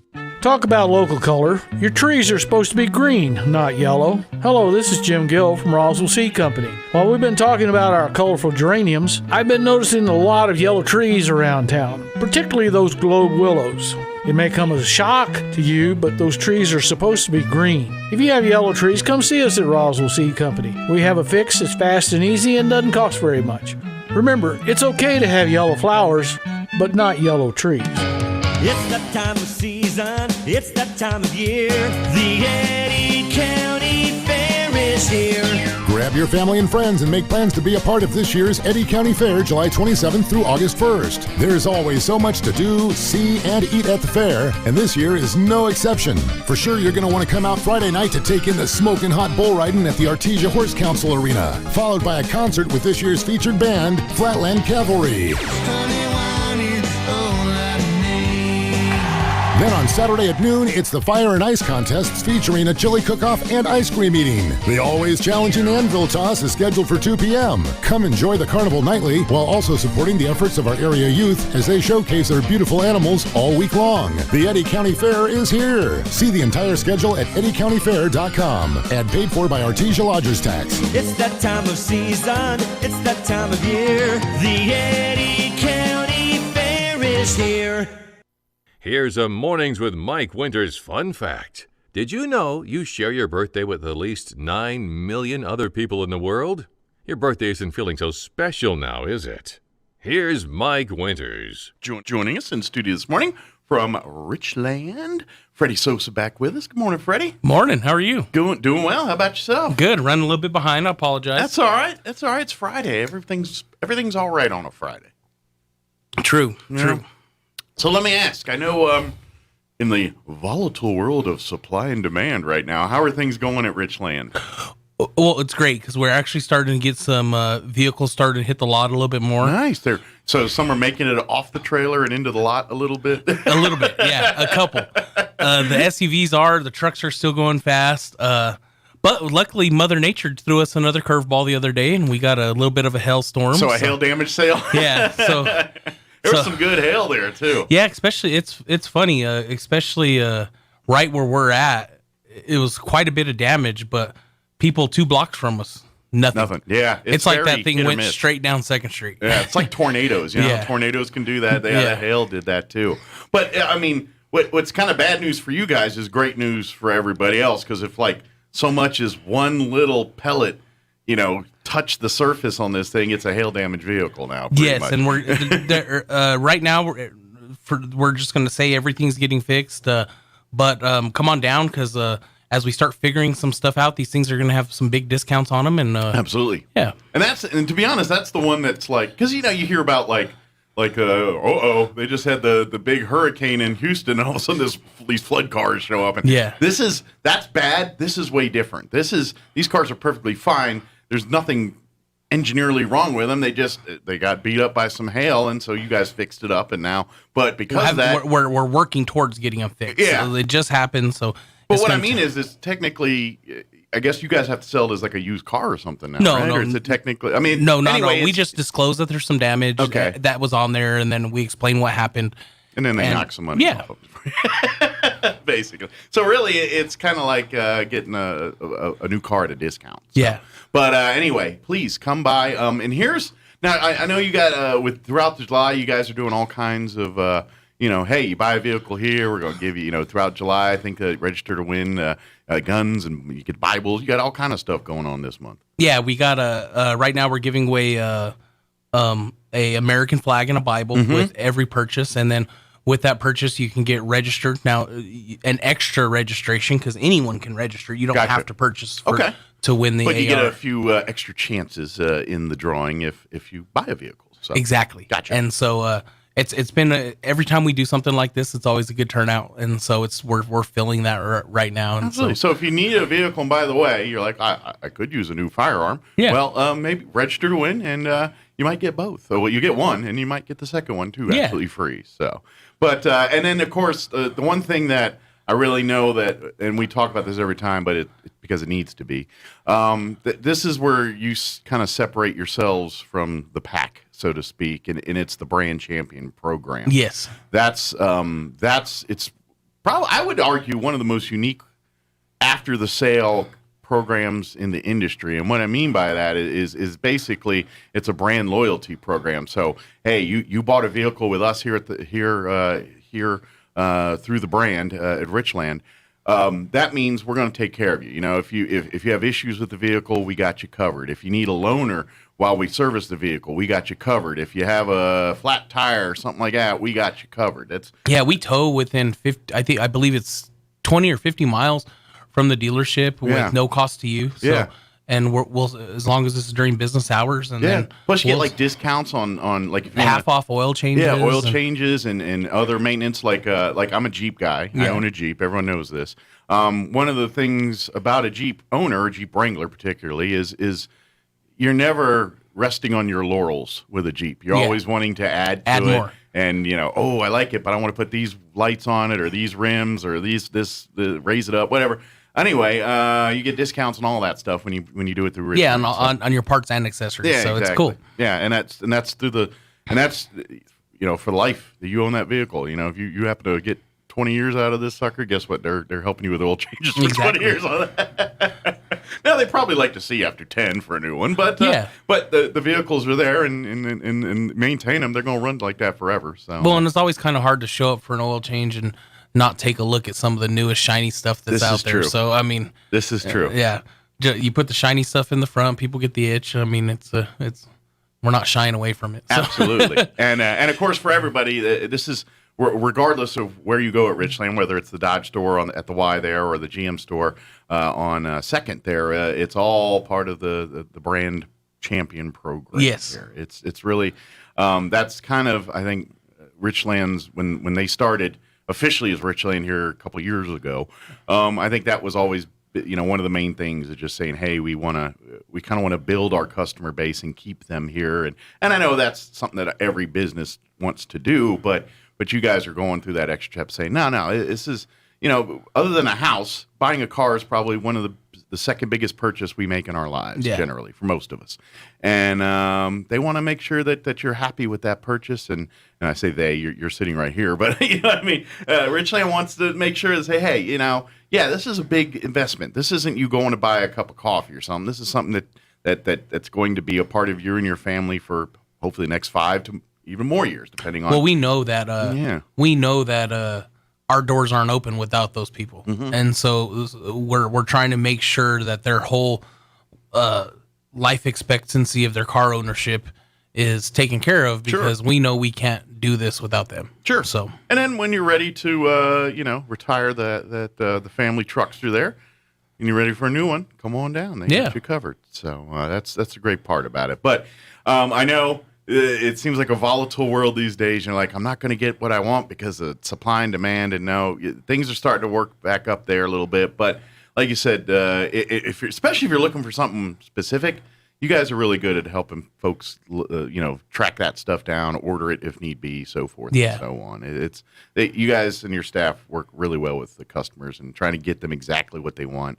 And, and then the other side of it too, because you got folks that I know money's tight, everything. And if there's a way financially to make it work for you, Freddie and his guys are pretty wizard-like when it comes to running the numbers and making it so that you can afford it and it doesn't break your bank. But also, if you've had issues in the past, you can work with that kind of stuff. We just talk to us about it. Everyone has a little bit of something they're trying to figure out, and that's what we're good at. So. Yeah. So even if you think you're like, well, I don't know if come talk, and I know you guys will work with people too, say, hey, I only got a couple grand here and work with. All right, no problem. We've got some pre-owns. We got some stuff that will work in your budget. And then, if you're trying to rebuild credit and things like that, that's a perfect way to do that. You get a car that your credit's shot, but you're like, okay, well, I can get an economical car. Here's something fuel efficient. I pay $300 a month, $200 a month for whatever it is, and next thing you know, my credit starts getting back to. And next thing you know, I'm like, oh, next time I come in, I'm going to be looking at that SUV over there or whatever it is. And one of the things is even if you can't buy a car right now, we're doing something a little bit different than what most places do. We're telling you some of the stuff that you can do.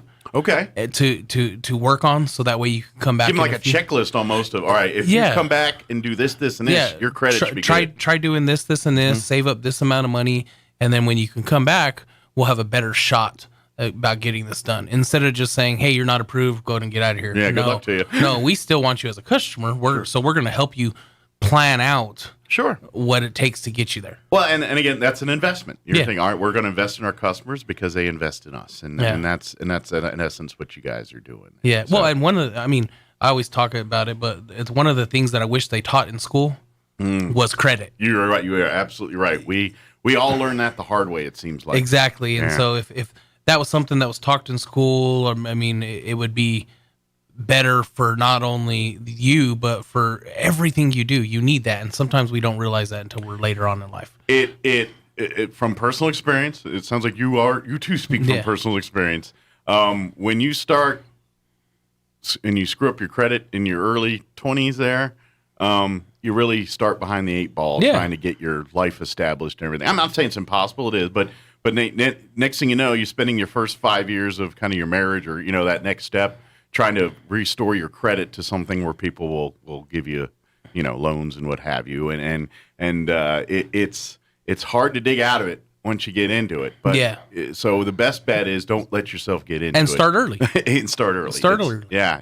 I always tell folks, like I'll have, like our Damon Grahams and our Matt Bristol's on and all those and our, and Elliot's for talking mortgages and all that.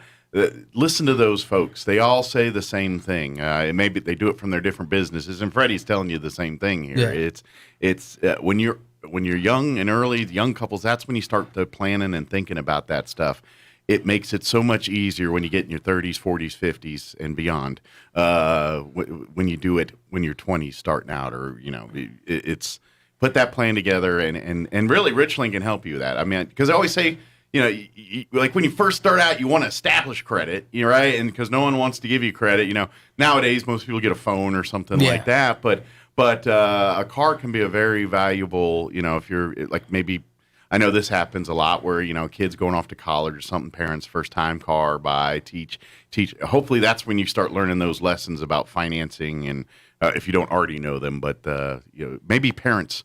That's a good time to start working with your kids on that kind of stuff. Well, and that's a funny misconception too, because phones don't do anything for people. People always, I've had my phone. They may check your credit to get your phone, but that's not necessily. So if you don't pay your phone bill, doesn't impact your credit. Only if you don't pay it. Okay. All those times you're paying it, it hasn't helped restore the credit. Yeah, it just helped you make a couple phone calls. But something like a car payment will definitely do that. Yeah, little stuff. I mean, you just got to know where to start. Yeah.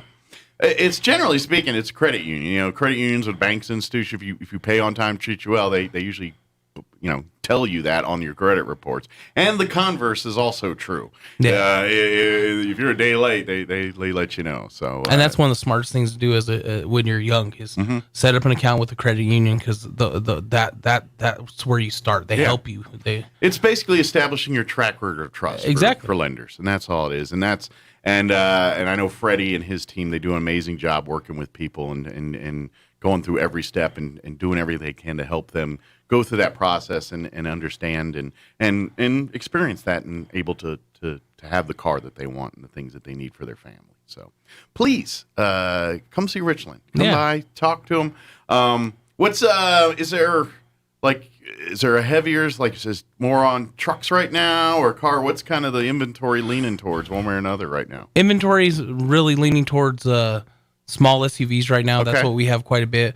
For the first time in a while, we have a couple new truck in our inventory that haven't sold yet. So they're sitting there. Come on by if you want to look at them. Very good. It's the first time where something's been on my lot for more than 4 days. All right. In a truck. Well, and so they're there. I would imagine that will end here pretty quick. I don't suspect I don't suspect it to go past the weekend. But if you're looking for a brand new spanking, no one put a butt groove in the driver's seat, but you got one right there. And none of the trucks had any hail damage because we didn't have any. They weren't there yet. They were on the truck coming in when the storm rolled through. So cool. One of the things I want to talk about is right now for the branch champions, we talk about service and all the stuff that you do. One of the things that we could really use that would help us out to be able to make sure that experience is great. We're looking for some qualified service technicians. Okay. At both my locations. And, all right. And we're paying top dollar for well-qualified applicants. And so I just encourage people who are looking, or even if you haven't necessarily been thinking about it, and you have experience as automotive technician, come down and see us. I mean, it's a really good place to work for. Absolutely. Yeah, they come, and I'll tell you this. At least I know, and I'm pretty sure the GMs are very much the same way, but they're eating a lot of food at that Dodge store. Every time I always come in to say hi, they're like, "Oh, we just brought some chicken. Come on, oh, we got some pizza." You never go hungry working at Richland. I'm just saying. Every time I come in there, they always go. So, that kind of speaks to the environment. It's kind of a fun family atmosphere. And we always got snacks. Yeah, and just everybody gets along, and good guys and all that. And then, oh, by the way, spend your day, oil changes and tire rotations and whatever work needs to be done there. And it's a pretty good gig there if you're looking for a nice steady. And with Richland, I know it's always we talk about customer loyalty. It's the same way with employees. As folks like yourself have been working, with Travis and that team for many years. I started in 2007. Yeah, so that speaks volumes when you got folks that have been there for 10 plus, 20 some years working for the same company. That always, to me, that's a clear indicator of a company's good to work for or not. When you got employees, a lot of them that's been there 10, 20 years, that speaks volumes. They treat their people right. Because people don't hang around if you're doing a bad job. That's fact of life. Especially in this day and age where you can throw a rock and see a job availability right now. People that are happy are going to stay where they're at. And you got people doing that. So if you'd like to be a part of the team, and you've got mechanic skills here, a certified mechanic, please swing by, I guess, either Richland store and apply today. Yeah, neither one. Very good. Awesome. Or you can probably go online if you go to the Richland website. Yes, there's an application on the website also. Very good. And I'm sure you're always looking for sales and things, too. So if you're looking for career in sales, please swing on by, too. But if you're looking to shop, come on by. And if you need work, like we always talk about service department, they work on any vehicle. If you need help, with your car, both either service department, they can help you take care of all that. 100%. Yeah, absolutely. And what else? Anything else we need to let folks know about? Any? This weekend's the Richland Classic. Oh, the Golf Classic. Yes. Yeah. So this weekend's the Richland Classic. I imagine all the teams are filled at this point and everything. I suspect, yeah. Sure. I think is that one at Nimi, or is that at Nancy Lopez? Nancy Lopez. Okay. If you want, call the pro shop over there today, and see if he'll tell you if there's an opening or not. But I would bet. I know it's really late to get on all the T-shirts and all that, but if you want to support the charity and everything, because it's a charitable event, I'm sure, and you'd say, hey, I'd like to sponsor. I know it's a little late to get on a T-box and all that, but here's $100 or $500 or $1 million for the Golf Classic, they would love to have you do that. So. Yeah, I mean, it's something that the Rotary Club's been putting on for a long time, and we've been able to sponsor for years, and I'm glad Richland was able to pick that up. Yeah. And so that's going on this weekend, and we'll have a great turnout, and it'll be a lot of fun. Why do I got the feeling, because it's Richland, they're going to have more fun driving the golf carts around than actually golfing? I wouldn't expect anything less. But yeah, we were jumping the golf carts. We golfed a little too. Because I know, because you never see just regular golf carts over there. They always are red or got flames. You know what I mean? Yeah, they got some tricked out stuff. Souped up golf carts. And so I was like, they got to take them to the golf course. Yeah. That's pretty cool. But yeah, they're all good folks. Come on by. Even if you just want to come by and shoot the breeze for a bit. They talk to them.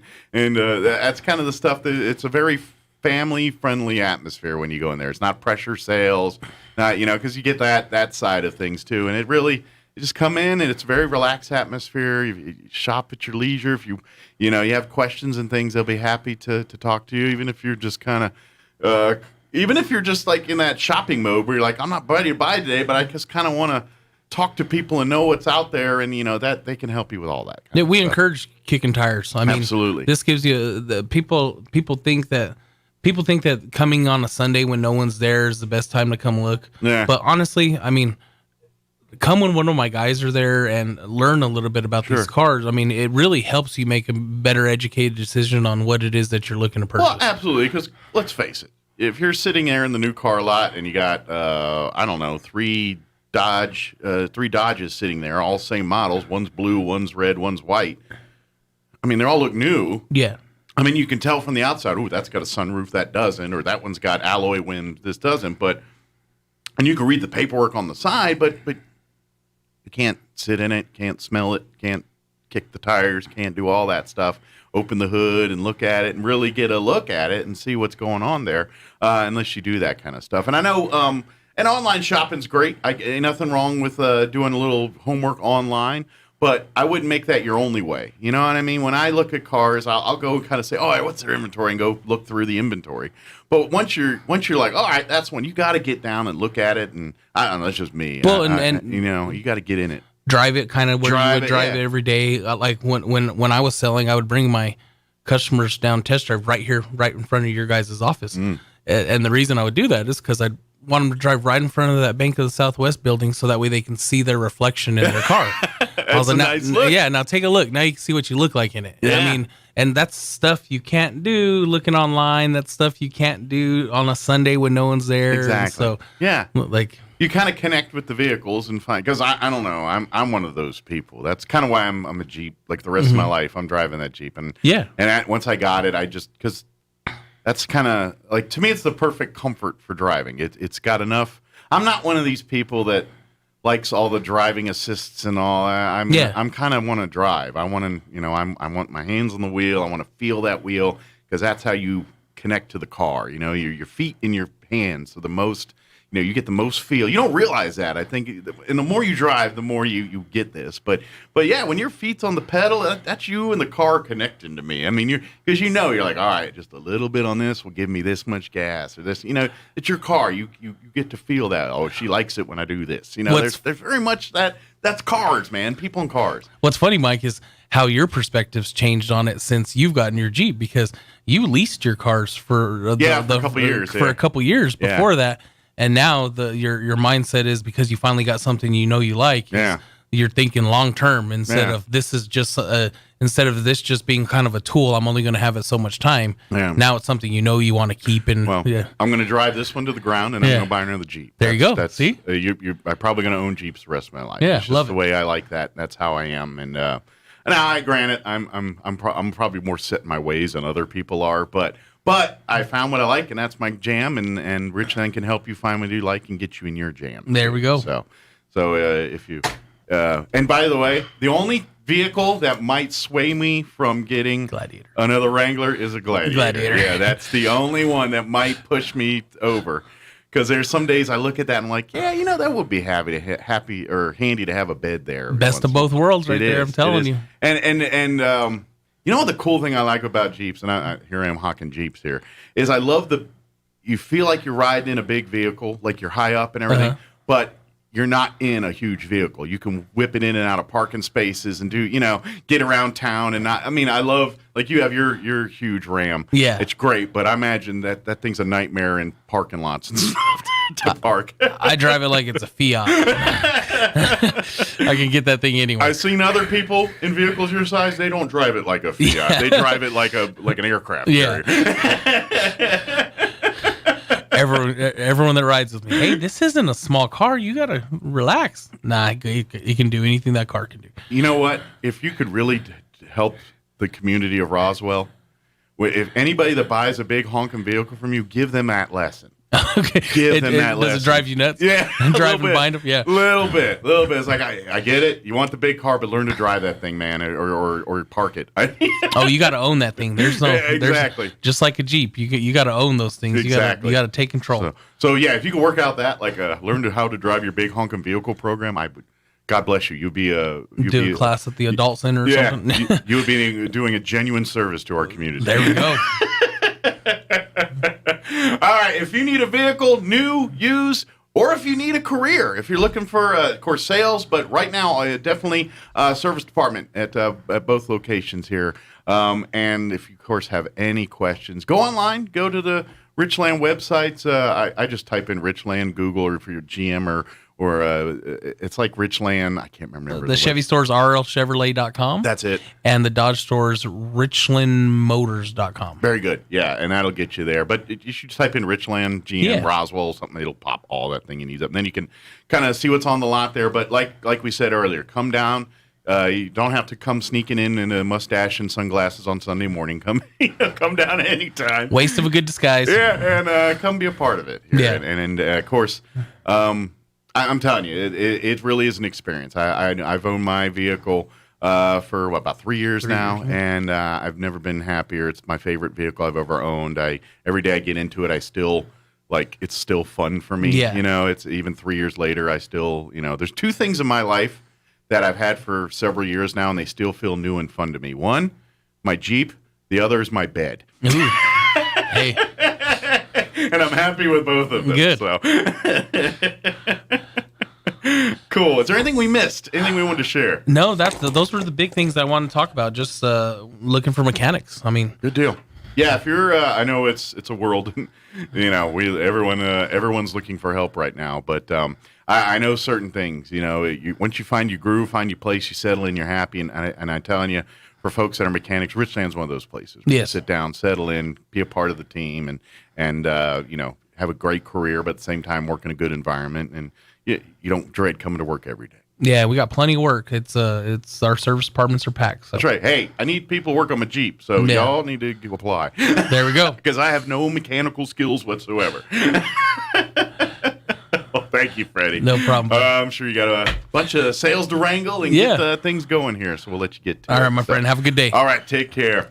Or waiting for you at Asian Market. Open Monday through Saturday, 10 to 7, and Sundays, noon to 7 at 5702 South Main in Roswell. Come experience the flavors of the East at Asian Market. Enjoy more of the speed you need with gigabit internet from Plateau Fiber. Fiber means more speed, and that means more streaming on more devices with less buffering. Plateau offers True Gig, a dedicated fiber connection to download and upload what you want with speeds up to a gigabit per second. Best of all, it's all yours. You don't have to share your connection with the whole neighborhood. Sign up now to ensure your neighborhood is part of the next service zone. Learn more and get signed up today at plateaufiber.com. That's plateaufiber.com.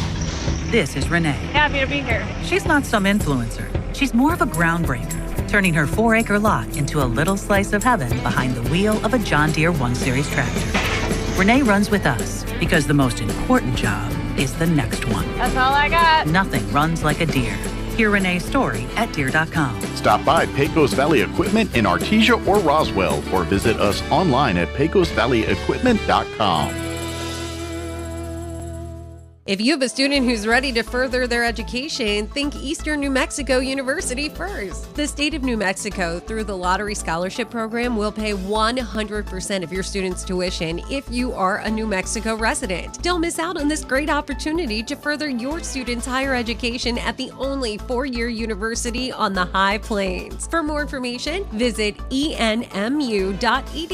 Explore, experience, excel. Eastern New Mexico University. Wakefield Oil Company is a name you can rely on, with full service at the pump the way it used to be. You can expect service in just 15 seconds. They offer bulk fuel and oil services and even diesel exhaust fluid. Wakefield Oil Company will deliver to farms, ranches, dairies, the oil fields, and more with dependable service you can count on. So the next time you need service or delivery, go with the name that locals have trusted since 1983. Wakefield Oil Company, 311 South Virginia in Roswell. Let them earn your business. A good night's sleep is so important. Did you know that proper sleep supports a healthy heart, decreases chances of weight gain, and boosts a positive mood? Hi, this is Dr. Sarah Usher with Carabelli Dental. It doesn't matter your age, sleeping issues can make any of us reach for that all-day cup of coffee. If you know you are not sleeping because of severe snoring or sleep apnea, come visit us. We can make you a small oral appliance that will help you sleep better and live better. Come see the team at Carabelli Dental at the corner of 9th and Main in Roswell, or call 622-4455. I have a snake for your drain. You might want to step back. Oh no, baby. All AC units moke a little. Is normal. Oh no, baby. Haha, now your sprinkler system's strong like bull. Come on now. Don't let any fool work on your plumbing and air conditioning. Fergalicious. From clogged drains to sprinkler systems, Fergie's Plumbing and Heating is on the job. And who are you going to call for air filters and spring servicing on your AC unit? Fergalicious. Call Fergie's today, 622-2660. Nothing but love. Fergalicious. Here's a Mornings with Mike Winters fun fact. There are 293 ways to make change for $1. Try all 293 on the guy who keeps borrowing money from you. Here's Mike Winters. And good morning. It is 8:55. See you next hour, about 9:15 or so. We're going to play our interview we had in the 8 o'clock hour Friday with Congresswoman Yvette Harrell. Actually had quite a lengthy discussion with her. It was initially going to be like a 10-15 minute job and conversation, and we ended up talking for about 40 minutes. And no handlers yelled at me, so I guess we did all right. So we will play that interview for you next hour. So great interview with her. So we talk everything from just partisan politics to things going on and what things they're dealing with in Congress right now. So had a good conversation there, and all that good stuff. Hey, if you missed Saturday's Main Street Roswell Farmers Market, no worries. You can come out next Saturday. Good news is the Main Street Roswell Farmers Market is happening every Saturday through at least October 9th. They've been going since July 10th, a couple weeks now. And I believe officially week 3 will be this Saturday. Come out for fresh produce. It's 7 a.m. to 11 a.m. every Saturday morning on the Chavez County Courthouse lawn through at least October 9th. That date can float generally later. I don't think they ever shut down earlier. But sometimes if crops and produce is still going and they're like, hey, we still got lots of stuff, they'll go with a couple weeks later. I even remembered years past where they'd gone into November for some of their farmers market weekends. So, but they'll go through at least through every Saturday through the 9th there. If you'd like to be a vendor, we say, hey, I have a garden. I have lots of produce. I'd like to be a part of the farmers market. Well, you can do so. You need to contact Peggy over at Main Street Roswell. You can reach Peggy at 575-208 8238. Again, that's 575-208-8238 if you'd like to reach her and set up a booth out there. They also have nonprofits that do stuff. I know I'm part of American Legion, Post 61. We've been our post has representation out there. They've actually got a beautiful quilt We need to bring it because we're supposed to stick it up in here. But there's tickets are $5. You can get them at come out Saturday to the farmers market. You can get tickets there at the booth. I believe they're $5. It's a beautiful quilt that the auxiliary put together, and it's got a beautiful scene with the combat boots, the cross, the gun, that kind of thing. And then there's the 4 stars, and actually the stars in the corners of it. Those came off a retired flag from our retirement ceremony, so they incorporated some retired flag stuff into the quilt. You can see it on the American Legion Post 61 Facebook page, and I think they have it out on Saturdays out at the event. But go get you a ticket for that, and go get you some fresh produce and all the other cool stuff they've got out at the farmers market. So, matter of fact, next week, I think next Wednesday is the last week of July, isn't it? I think so. Just zipping by. And the folks from American Legion Post 61 will be on with us next week, and I'm sure we'll talk a little bit more about that quilt and everything. But it's a beautiful quilt. I saw it a couple of weeks ago for the first time in person, and it's beautiful. It's I can really admire the craftsmanship and all of that from that kind of stuff. My mom was a crafter for me. During my life growing up, she was always crocheting and cross-stitch. That was her too. She made cross-stitched Afghans, and she even did like doll dresses and things, and some of them were like bedspreads where the doll was in the middle of the bed and the dress is like the bedspread, and very elaborate work. She did all that stuff. Cross-stitching, it seems she did a lot of Norman Rockwell. For some reason, I remember a lot of Norman Rockwell. As a matter of fact, I have a few of them in our house now, and my brother and all that. But so growing up, seeing her do all that stuff, I got to appreciate the quilting stuff. It's pretty impressive. All right, it is 9:00. You're listening to 106.5 Roswell's Talk FM, KEND, Roswell, New Mexico. Time for Town Hall News. We'll be back on the other side. Do not go away. Breaking news this hour from townhall.com. I'm Jeremy House. Stocks around the world are falling amid worries about a resurgence in global infections of COVID-19. Airlines, hotels, and other companies seen as most at threat by COVID-19 restrictions had the sharpest drops. England's nightclubs have reopened as the country lifted most remaining restrictions after more than a year of lockdowns, mask mandates, and other pandemic-related curbs on freedom. Subway traveler Michael Park says he supports moves to allow people to mix after months of coronavirus restrictions. I think it's the right thing to do. People need to be able to start being able to mix. It's gone on for too long, and it's affecting people. Despite the reopening, scientists are monitoring the big step out of lockdown with concern. The Biden administration has transferred a detainee out of the Guantanamo Bay detention facility for the first time. The United States sent a Moroccan man back home years after he was recommended for discharge. The Pentagon says the review determined that Abdulatif Nasser's detention was no longer necessary to protect U.S. national security. Nasser was taken into custody in Morocco, where prosecutors say they'll investigate him on suspicion of committing terrorist acts. 39 prisoners remain in the Guantanamo facility. Greg Clugston, Washington. Erratic winds and dry lightning are among the dangers for crews battling the nation's largest wildfire. The bootleg fire is racing through parched Oregon forests just north of the California state line. Marcus Kaufman with the Oregon Department of Forestry says increasing the number of firefighters is not the answer to battling the bootleg fire. Even if we had more resources, even if we doubled the number of people, there are places on this fire where the fire has at an uncontrolled edge, where it's just burning, where it's simply not safe to put people in there. Thousands of people are under evacuation orders. On Wall Street, the Dow is off 787 points.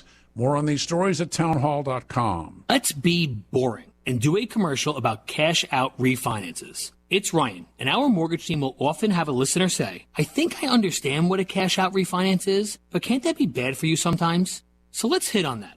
As with anything, it's certainly not the right move for everyone. If we don't have to, we don't want to add a bunch of years onto our loan, or increase our monthly payment too much, or pay more in the long run.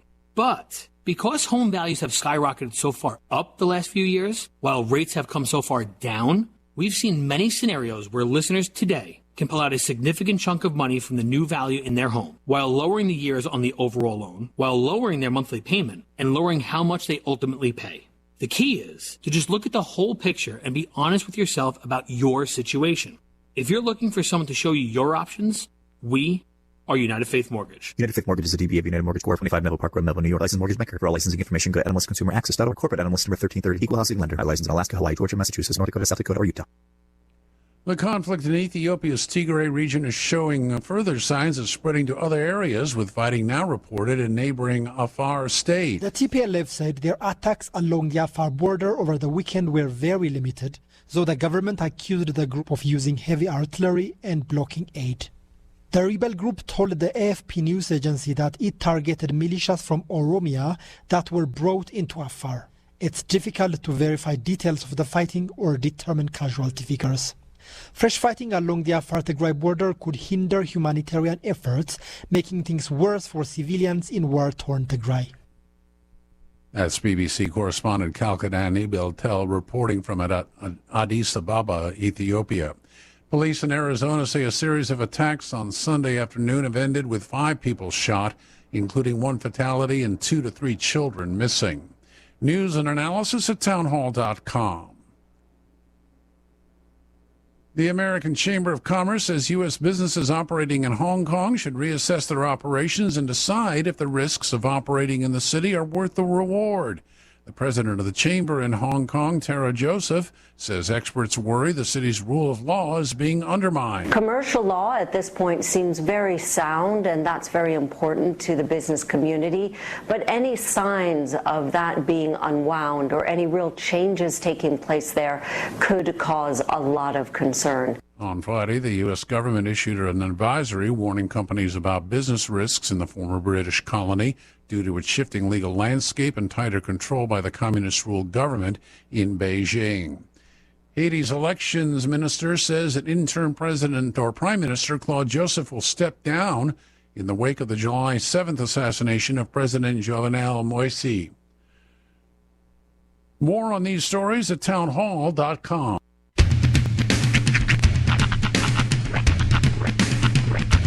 What in the wide world of sports is going on here? I promise you, whatever scum did this, not one man on this force will rest for 1 minute until he's behind bars. Now let's grab a bite to eat. Yeah, come on. I feel the hot wind on my shoulder and the touch of a world that is older. I hit the switch and check the number. Leave it on and then I slumber. I hear the rhythm ringing through it. Flamenco guitar and cumbia music. I hear the talking of the DJ. The Travelician, what does he say? I'm on a Mexican radio. I'm on a Mexican radio. Broadcasting live from high atop the J.P. White Building in downtown Roswell, New Mexico. It's Mornings with Mike Winters on 106.5 Roswell's Talk FM. Is that what I sound like when I talk? Now, here's your host, Mike Winters. And good morning. It is 6 minutes after 9 o'clock. Welcome to hour number 3. Trace Inviernos. Oh, a Tanner Trace Inviernos today. Ah, Sean must be on the air. Or is he in the bathroom? He drinks coffee with butter in it. That can't be good for the bowels. Maybe he's doing a bad. Oh, there he is. I had no time because you said you were jumping straight into the Herald interview. I am. So I just figured because you jumped straight into it last time, this is going to cut into even more time of that. Ah, okay. So that's why I stayed in the room about Trace and Viernos. I think he's going to the bathroom. For the record, yeah. It's that butter coffee. They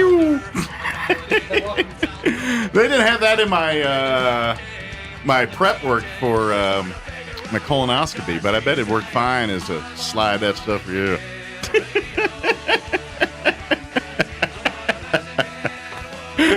Don't worry, Doc. I've provided my own lubricant. That's right. Camera slides right in.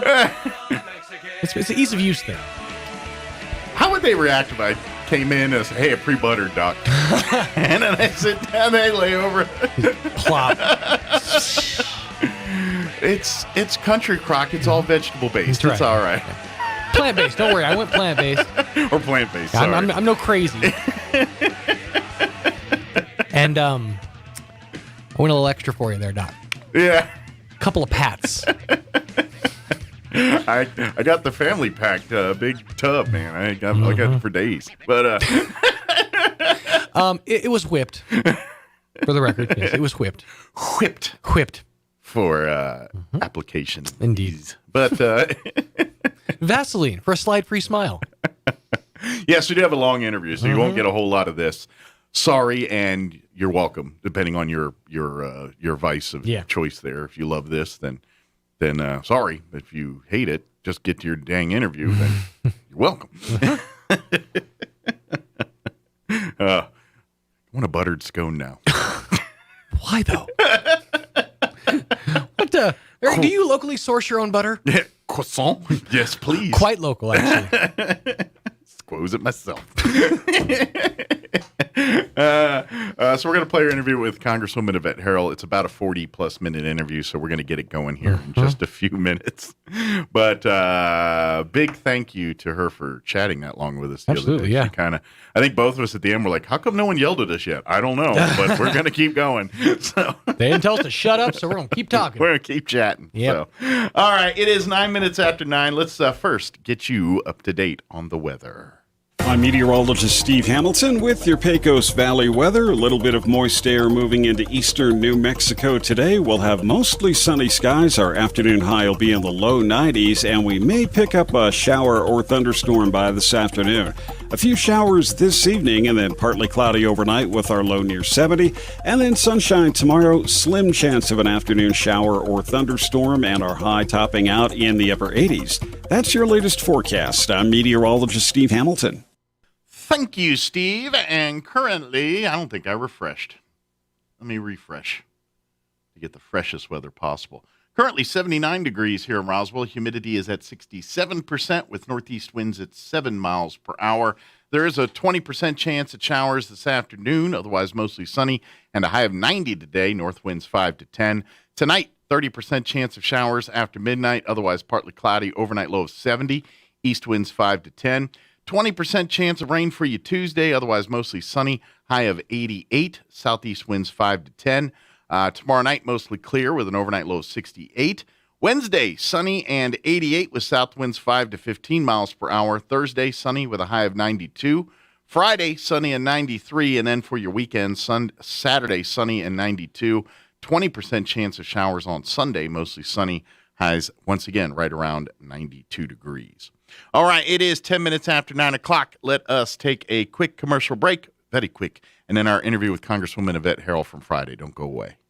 Chimera has been providing Southeast New Mexico state-of-the-art medical care for over 22 years. Chimera specializes in providing top-quality care for cancer patients, diabetes, thyroid conditions, heart disease, and rheumatoid conditions. Chimera would like to welcome Chris McGoldrick to the team. He brings a wealth of knowledge and compassion to Chimera. Chris specializes in rheumatoid conditions and is ready to help you. Call Chimera 627-9500. Chimera Independent Physicians, here for you.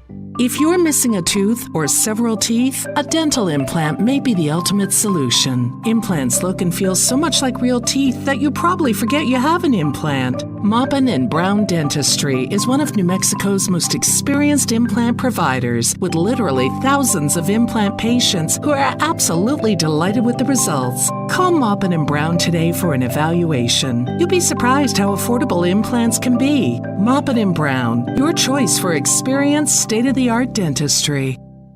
Put a little cool into your back to school with the Back to School Blowout at Roswell Honda. Saturday, July 24th from 10 to 1, Roswell Honda is classing up your back to school season with free food and drinks, Jolly Jumps for the kids, and tons of giveaways, including a free 12-pack just for stopping by, free AirPods with a qualified test drive, a free Target gift card with purchase, and of course, the big backpack giveaway. Stop by now and get your kids signed up. The Back to School Blowout, Saturday the 24th at Roswell Honda, 2177 West 2nd. Here's a Mornings with Mike Winters fun fact. The U.S. Treasury once considered producing donut-shaped coins. They instead decided to go with coin-shaped donuts. Here's Mike Winters. Joining us on the phone this morning is Congresswoman Yvette Herrell. Good morning, ma'am. How are you doing today? I am doing great, and it's great to be with you again. Well, it's we always appreciate spending time with you and chit-chat. I know they always pull you in 37 different directions and things. So it's nice to get a chance to spend a few minutes with you. So we do appreciate that. That's right. It's just imagine like a piece of dough on a counter and then a rolling pin. Yeah. Just spreading out. So, but it's a good day. I'm so blessed to be able to do it. Well, how I know you're are you in the district right now? Or are you back in D.C.? I'm in the district. Came back for the 4th of July, and we've been in recess there. And then I'm actually flying back this weekend. Okay, and so then back to work this weekend, or at least back to the Hill this weekend. It's not like the work doesn't stop.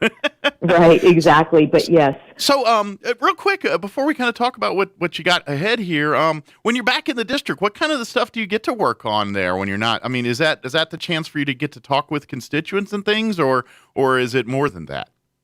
Yeah, it's interesting because even when I'm back in district, we still are having committee hearings, which are done virtual when we're on basically recess. Yeah. But it does give me the opportunity to go. What I try to do is get around as much as the district as I can, depending on how many days I'm here. And then I have an opportunity to visit. Like yesterday, I had a visit with the gentleman from the National Federation of Independent Businesses, NFIB.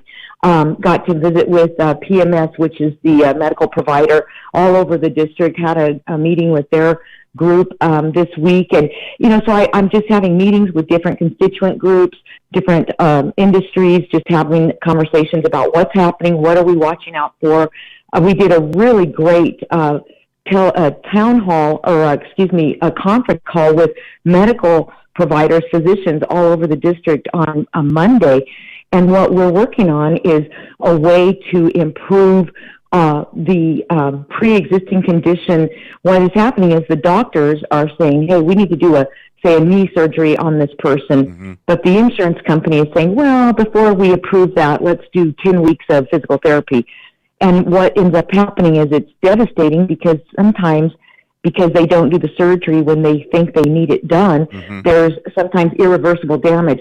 So this is a real problem for our physicians, and they also spend a lot of time trying to collect from the insurance company. So I had a physician, one of the Doctors Caucus, a Congresswoman Miller Meeks, was on the phone. We had a teleconference with physicians from all over the district working on some issues we can have the state address, but also the federal Congress can address. So really, keeping our finger on the pulse of things that are problematic, if you will. So it's good to get to see people. And then, of course, when there's time, or if I can get to a Republican meeting or something like that, it's always nice to attend those. Yeah, we got, there's a lot going on in the world today, but that's a problem that, that's been a problem as long as I can remember, is when it comes to the healthcare, when, obviously insurance companies are insurance companies, and at the end of the day, they're private companies that turn profit. But at the same time, you want to balance that to where at the end of the day, they're footing the bill for the medical procedures and what have you, but we don't want them making the healthcare decisions on a patient either. And that's where we got to find that, where the doctors are now not able to do their job because the insurance companies are refusing to pay for basically what the expert in the room is telling them what needs to happen here. And that's exactly right. Yeah. Or, in our family, I have a personal experience because you're right. The doctors will make the determination on what needs to happen. And for instance, and it's also not just what the procedure is, but what kind of medical equipment can be used. So for instance, my sister last year fell on some stairs and broke her hip. So she had emergency surgery, but the insurance company would not approve the more higher quality grade medical equipment she needed. So we did the surgery. And 6 months later, she's walking, and the thing just cracks in half.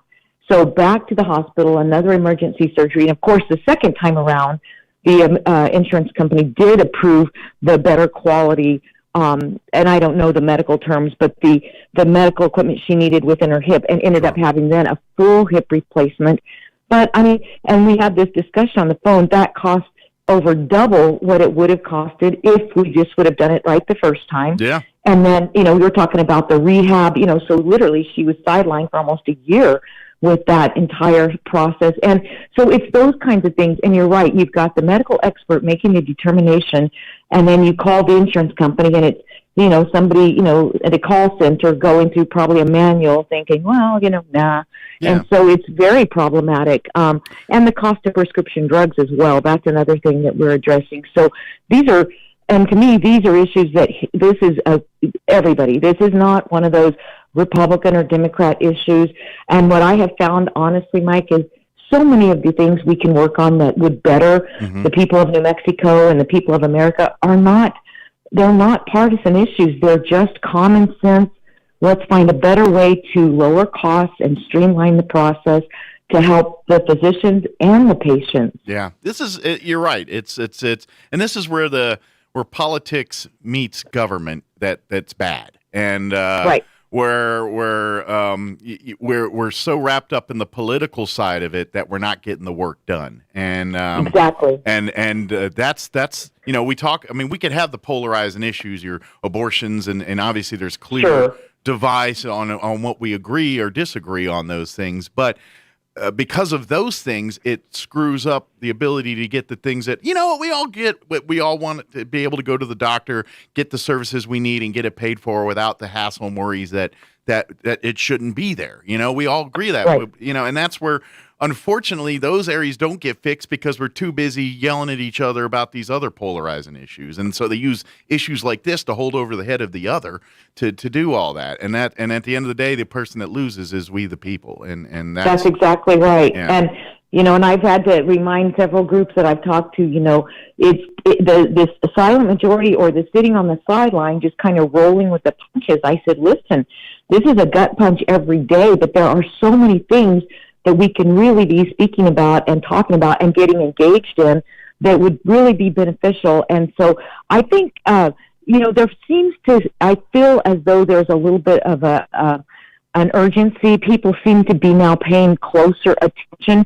We came through the pandemic. That was just very, just that whole year was just crazy for everyone. And of course, as we've started to come out of that, open back up, and we're seeing more, activity throughout the state and throughout the communities. Now I think people are starting to go, well, wait a minute, now the gas prices are getting, they're over 45% higher than they were 1 year ago. Groceries are going up. I mean, I think the reality of, okay, what is happening? People are starting to question what is going on. And I think now we're seeing, my sense is people are, in my opinion, the ones I've visited with, they're not caught up in the rhetoric or that polarizing, like you say, just these crazy debates that aren't really beneficial to their little day-to-day lives. I mean, right now the biggest issue, one of them, is how are we going to get the workforce back into these businesses? And that's what. It's nationwide. And here's what's heartbreaking. It's twofold. You've got a handful of small businesses in New Mexico that somehow held on to that pandemic, and now they are facing the question of closing their doors because of lack of workforce. Here they thought, okay, once this is all lifted, we can get everybody back in and start, turning a profit or recover some of our losses. Now they're not able to do that. So then on the other hand, you've got a segment of people who've stayed in the workforce who are sitting there going, well, wait a minute, I stayed very committed to my job and to my employer and, went through all this, and now my coworkers are still at home. So it's not a great situation, and sadly, it's not just about New Mexico in this case, it is nationwide, and you just pick an industry, and everyone is feeling that squeeze of not having the workforce back into the jobs that are open. So that's something that I'm hopeful that they will. I understand there are some families that absolutely need the kind of the hand up, if you will, but there are a lot that are taking advantage. In fact, Congressman Brady, with Ways and Means, he's out of Texas. He put out I don't know if you saw it, but there was a little report he put out a couple of weeks ago, and he said, with all of these stimulus checks and all of these benefits, the average household of four is receiving about $100,000 from the federal government. with these relief packages. That's a lot of money. And then you understand why people that have maybe made 30, 40, 50, 60,000 a year, and those are, for New Mexico, those are very good wages. Yeah. But we can see where this amount of stimulus will have that impact. So I'm hopeful that they will not extend that. I feel like our businesses deserve it. This is the backbone of our economy, not only here, but obviously around the nation. So that's something obviously we're watching.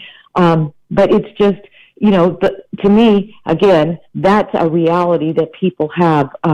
People are concerned about the border issues.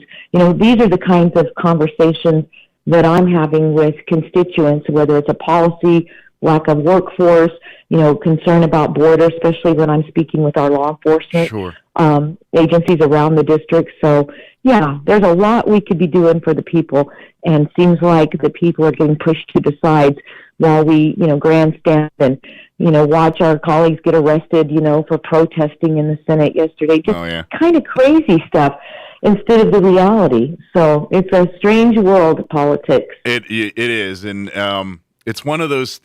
I almost, from as an American, a part of me, because I'm torn when I see all this stuff, and I'm sure you have some of these same feelings here, because at the end of the day, we all want this country to be awesome. We want it. We want our citizens to have every opportunity they want. They want the ability to, to live and live free and to live happy. We all want that, I think, and it gets frustrating. So part of me, I see this and I'm like, well, maybe the politics will deteriorate so much where the American public finally puts their foot down and says enough of this.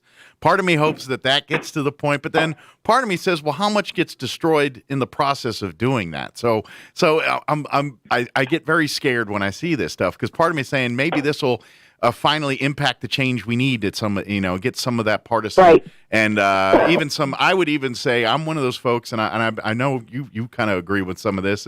Is some of the congressional. We need some I guess you'd say some kind of oversight on Congress. I think there's a lot of power. Term limits, I think, from the start there, and then complete reform on how. I mean, even like how committees are selected and all that. I think that's just a very. And you and I have talked about that. I just think it's a very. It's a process that really allows people in power to kick back their friends and things for, and instead of putting the people in the right committees that really should be on those committees based on experience and expertise. That's right. And I think we need to go from that factor versus, and let's face it, and you and I talked about, there's certain committees in there that are money generating. They get lobbyists that you know what I mean? And then the good committees versus committees that don't get all that action, and how people end up in those committees. It's all the good old boy network. It's who your party's in power, and you get on it don't matter. Like let's just, for instance, Congresswoman Yvette Harrell, with her background, everything, energy and all that, you'd think you'd be sitting on all the energy committees and things. But that's right. But no, that's where big bucks is. So you got to get your seniority to get in those kind of committees. That's right. It's really, and you're that's exactly right. And especially on the Democratic side, obviously whoever's in control, it is a power, and it's lockstep. It's, in my opinion, it's a lot of times reward for bad behavior. Mm-hmm. I mean, for instance, and you make a great point, because here's what, and it is concerning, because Nancy Pelosi, the Speaker of the House, just created I can't remember the name of this committee. This was just 2 weeks ago. She created this new, committee, oversight type committee, but it's called like disparity or something like this. And guess who's the chair of that? AOC. This is a bartender from New York who, in my opinion, the only business experience she has is putting a credit card number in, Amazon.com and making an order online. Mm-hmm. And that's business experience, instead of understanding, balance sheets, the cost of doing business, forecasting, the yields on if it's an ag operation. I mean, all these things, that really impact our day-to-day lives in terms of regulation, all of this. And we've got somebody who thinks the Green New Deal, who we all laughed about, 5 years ago, and now here we are seeing it in almost every single piece of legislation that's being passed out of the House. Mm-hmm. But I mean, you're exactly right. Term limits, I think that is the only thing that our founders missed. I don't think they ever thought people would go and serve for 20, 30, 40 years. Yeah. And that is one of the first bills I signed on to. I am a firm believer in term limits because I think it's important that we're turning over the mantle, that we're bringing the fresh ideas, and not getting to that place where you see it, and you mentioned earlier, the special interest groups are calling the shot, or they're, it's funny to me how, and I will be the first to just give everybody this misnomer. People think that once you serve, that you get that salary for the rest of your life. That is not true. And the retirement is just like a normal business. You pay into it, and you've got to get vested. If you leave after a certain time before you're vested, it's all very, and the health care also. I had to go to the exchange. It's not what people kind of think it is. Yeah. But what is sad is it is these, like you said, these lobbyists that get hold of these people, and that's, then we see it all the time. We see the decisions being made are placating to what the lobbyists want versus what they've done a job of kind of pushing the people to the back. And I told them, I've had several conversations this last 2 weeks, and I told people, look, we got to remember who the government works for. They work for us. We don't work for them. And we've got to be, I think, off the sidelines now. And I do feel, like I said earlier, it feels like there's more a sense of urgency or involvement. And it used to be, there'd be maybe a tax bill or Obamacare or, 2 or 3 big topics that we talk about. Now, you just pick a topic, whether it's farming and ranching, energy, border, military, healthcare, education with the CRT. I mean, you just pick a topic, and there is a bad policy coming your way, and that's what's unfortunate. And all that's due to the fact because, hey, we're beholden to this group because they supported me here or kicked back me here. So they turn from doing good government for the people to good government for the people that they are beholden to, and that's right. That's where we the people lose out on that, and I think that's, if we started in those areas, just term limits and oversight on that kind of stuff, we could see light years of progress happening in Congress. That's just my opinion. Absolutely. Yeah. Well, and just like even like the infrastructure bill that went through, that bill is such a misnomer. It passed the House on a party line vote. Now the Senate is supposedly continuing to work on language for a different infrastructure bill that actually addresses infrastructure. But the House version that passed it's $2 trillion. I mean, we're on track to have spent $10 trillion in the last year with all these crazy bills they're trying to pass. But for instance, in that bill, 1 out of every $2, so half of it, doesn't even go to infrastructure. It goes to a Green New Deal. It's crazy. And then it's a 6-year, there's not the infrastructure, quote unquote, doesn't start for up to 6 years. So this is just a crazy amount of money to be spending when it's not really going to address what normal, like you and I and people and, all over the district think of infrastructure. No doubt, we understand we do need improvements to our roads, water systems, broadband. We get that. But when we're just passing bills, and here's what it is: what's in the bill is more spending on implementing this Green New Deal and setting up the climate task force and all these things, than actually going, hey, let's go to small town New Mexico and help on an infrastructure project that would actually bring better water, save energy, give them a utility that actually would benefit the consumer. No, we don't do that. So that would make too much sense. It makes too much sense. So, I love sitting on the oversight committee because that is the committee that, roots out, waste, fraud, and abuse. Sure. However, being in the minority, unfortunately, the only kind of bills we've heard since I've been there have been equality pay. How come women don't make as much as men? I mean, it's so racial and racially driven, so many of these policies and equality. And, it baffles me to think, Americans are hurting. We want our kids to have a good education. We want our businesses open, and we're worried about why women soccer players, make less than men. Well, it just baffles me. You're right, and but I think if you think of an oversight committee instead of are we getting kicked off? No, I'm okay. Okay, I just heard a beeping. I don't know. Let me. I don't know what that is. Let me get off. Sorry about that. You still there? Yes, sir. Okay. We got the alarm. Is everything okay? Oh, I think I just accidentally hit the wrong one. Uh-oh. Let me call a congresswoman back. There we go. Congresswoman? Oh, hold on. Let me flip you over here. Sorry about that.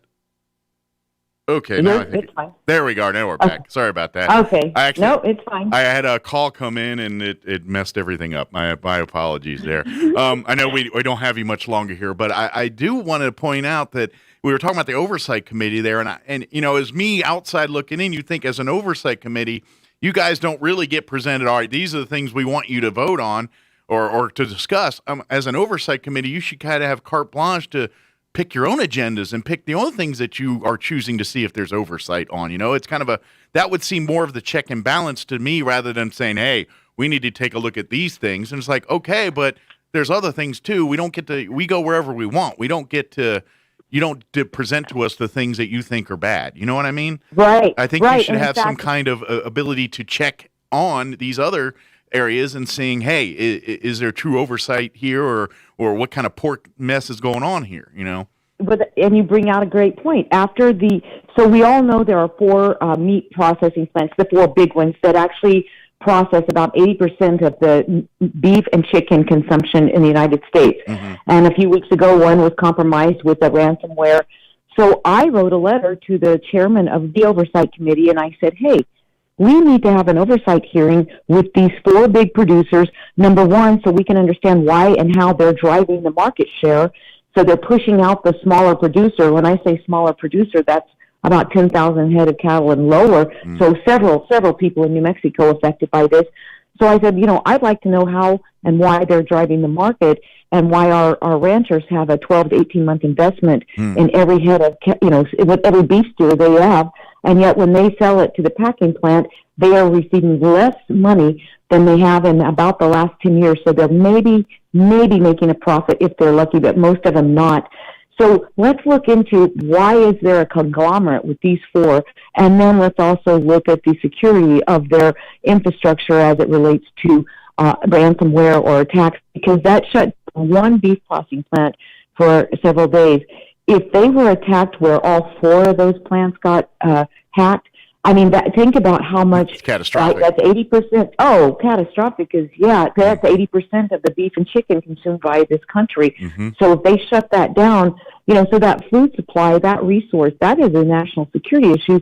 But even as important is how are they monopolizing the market where our beef producers, our ag operations are really getting the short end of the stick. And so to me, that's a great example of what we should be seeing in oversight. Mm-hmm. Of course, I haven't had a response from her, but here's, for an example, I'll give you another example of one of the bills we heard, birthing while black. Why is that an oversight issue? How about if we're going to look at having babies, how about for all women? Right. How about for all Americans? How about for all races and cultures and colors? Why? And that's why I say, everything is so very segregated, and even within Congress, you can see the push to really, segregate, and it's just so sad because our country's so much better than that. Yeah, that's we know we are. It's a confusing message. They keep, and it is, and it's a slippery slope we're going down right now with some of this stuff because anytime you promote one race over another for any reason, it creates a problem. And and I want the equal opportunities for everybody. That's the way it should be. But when you're at a point where you're excluding a race of people for something for any reason, you're creating the next generation of racism and dissent, in my opinion. And you're creating the next generation for setting them up for failure. Because here's the thing: we understand that our nation is built of a number of different cultures and races, and we understand our history. And we understand that we have a very valuable nation that obviously people want to break the law to get here illegally. But here's the thing. When we start trying to pretend or avoid our real, true history and how we got to where we are, and like you said, just push one race class over another, all we've done is we've tried to erase the very vital past, and we're setting ourselves up for a future. If you don't recall and remember and know and learn from what your past is, then you are going to, it will just be obvious that you will make the same mistakes over and over. And it is confusing because, all of us come from mixed culture backgrounds. We all do. And so it does send a very difficult message to not only our children, but even in our own, worlds today. Many of us have mixed culture relatives and family members and friends and all this, and now it's just driving that wedge, and it's absolutely ridiculous, and it's dangerous. Yeah. Quite frankly, it is absolutely dangerous. So it's a sad day, but I still feel so blessed to be there. And I've just decided, listen, I want to make sure we're talking about the real. I don't think it's enough to say, yes, we're really busy in oversight. We've had some crazy bills. I think people need to know the truth. They need to hear what is really going on in Congress, on any level of government, so they can be more informed, because clearly the mainstream media and Facebook and all this, they're not going to tell people the real ins and outs of what's going on, And I think that it's just important that voters and constituents and business owners and families understand this is very reckless, and it is very worrisome to see that we're on the Capitol Hill aspect. We're driving more this racial issue and these types of things versus, hey, how do we get people back in the workforce? How do we jumpstart the economy? How do we help New Mexico lower that high unemployment rate? How do we secure the border and keep these, illicit drugs like fentanyl and the methamphetamines out of our streets, out of our schools, out of our neighborhoods? These are real life problems. Absolutely. Yet no one in D.C. wants to address them, because we'd rather talk about things that, quite honestly, I have not been approached by anybody in the district that is feeling like this critical race theory is a great idea, or that this birthing while black was somehow helpful to them in their current state of economy with their children. And don't get me wrong, I think there's always a valid point to some things, but when we're not talking and solving the problems that are affecting our day-to-day lives and helping the people who sent us there to make things better, I think then we've missed our mark as a member, as Congress. And I know I'm in the minority, so it's very difficult to get things done, but it's not difficult to speak about this stuff all the time and let people know, kind of the inside track on what's happening. Yeah, it's I know, and I'm glad that you understand that too. As a congresswoman representing the 2nd Congressional District in New Mexico, there's only so much powers and things you can do to try to, get to people to see. But the one thing you can do, because you have a pulpit now, and you can, when you can't change it, you can expose it and hope it brings to light these things and forces enough people to force that change to happen, and that's right. Yeah. And you're right. And so many of these issues are this I know that so many times the media and so many things, they want to push this and make it a Republican versus Democrat. I'm going to tell you, Mike, the things that you and I have been talking about, these are not partisan issues. These are people issues. These are real life. My check's not getting any bigger. Prices of gas, prices of food, prices of normal commodities are going through the roof. How am I going to make ends meet? And these are the real life issues that are hitting everybody, not just Republicans, not just Democrats. And that's where I hope that as the next number of months move ahead, that we can start understanding that as people, we need to get united together and start utilizing our collective voices and move kind of that partisan politics, that divisiveness out of the way, and have real, genuine conversations about policies that can actually help or, in most cases that's coming out now, hurt the American people. Absolutely.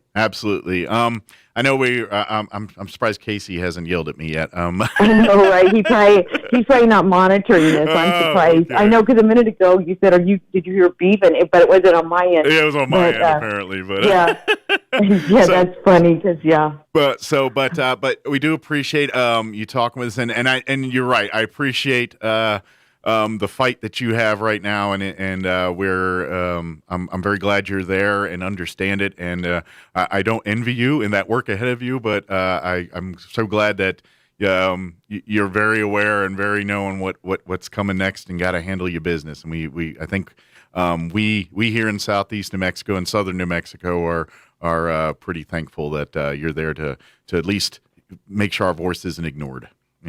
You bet. Well, it's like I said, it's my honor to do it, and it's always so great to be home because it's like that chicken soup for the soul. You know, when I get to be around the New Mexicans and just be entrenched again in our way of life here, in our culture and our Mexican food, our chili. It's always a good day. So I think to me it's just imperative that I'm running around the district and talking in person and on the radio and everywhere I can to just let people know, here's what's going on.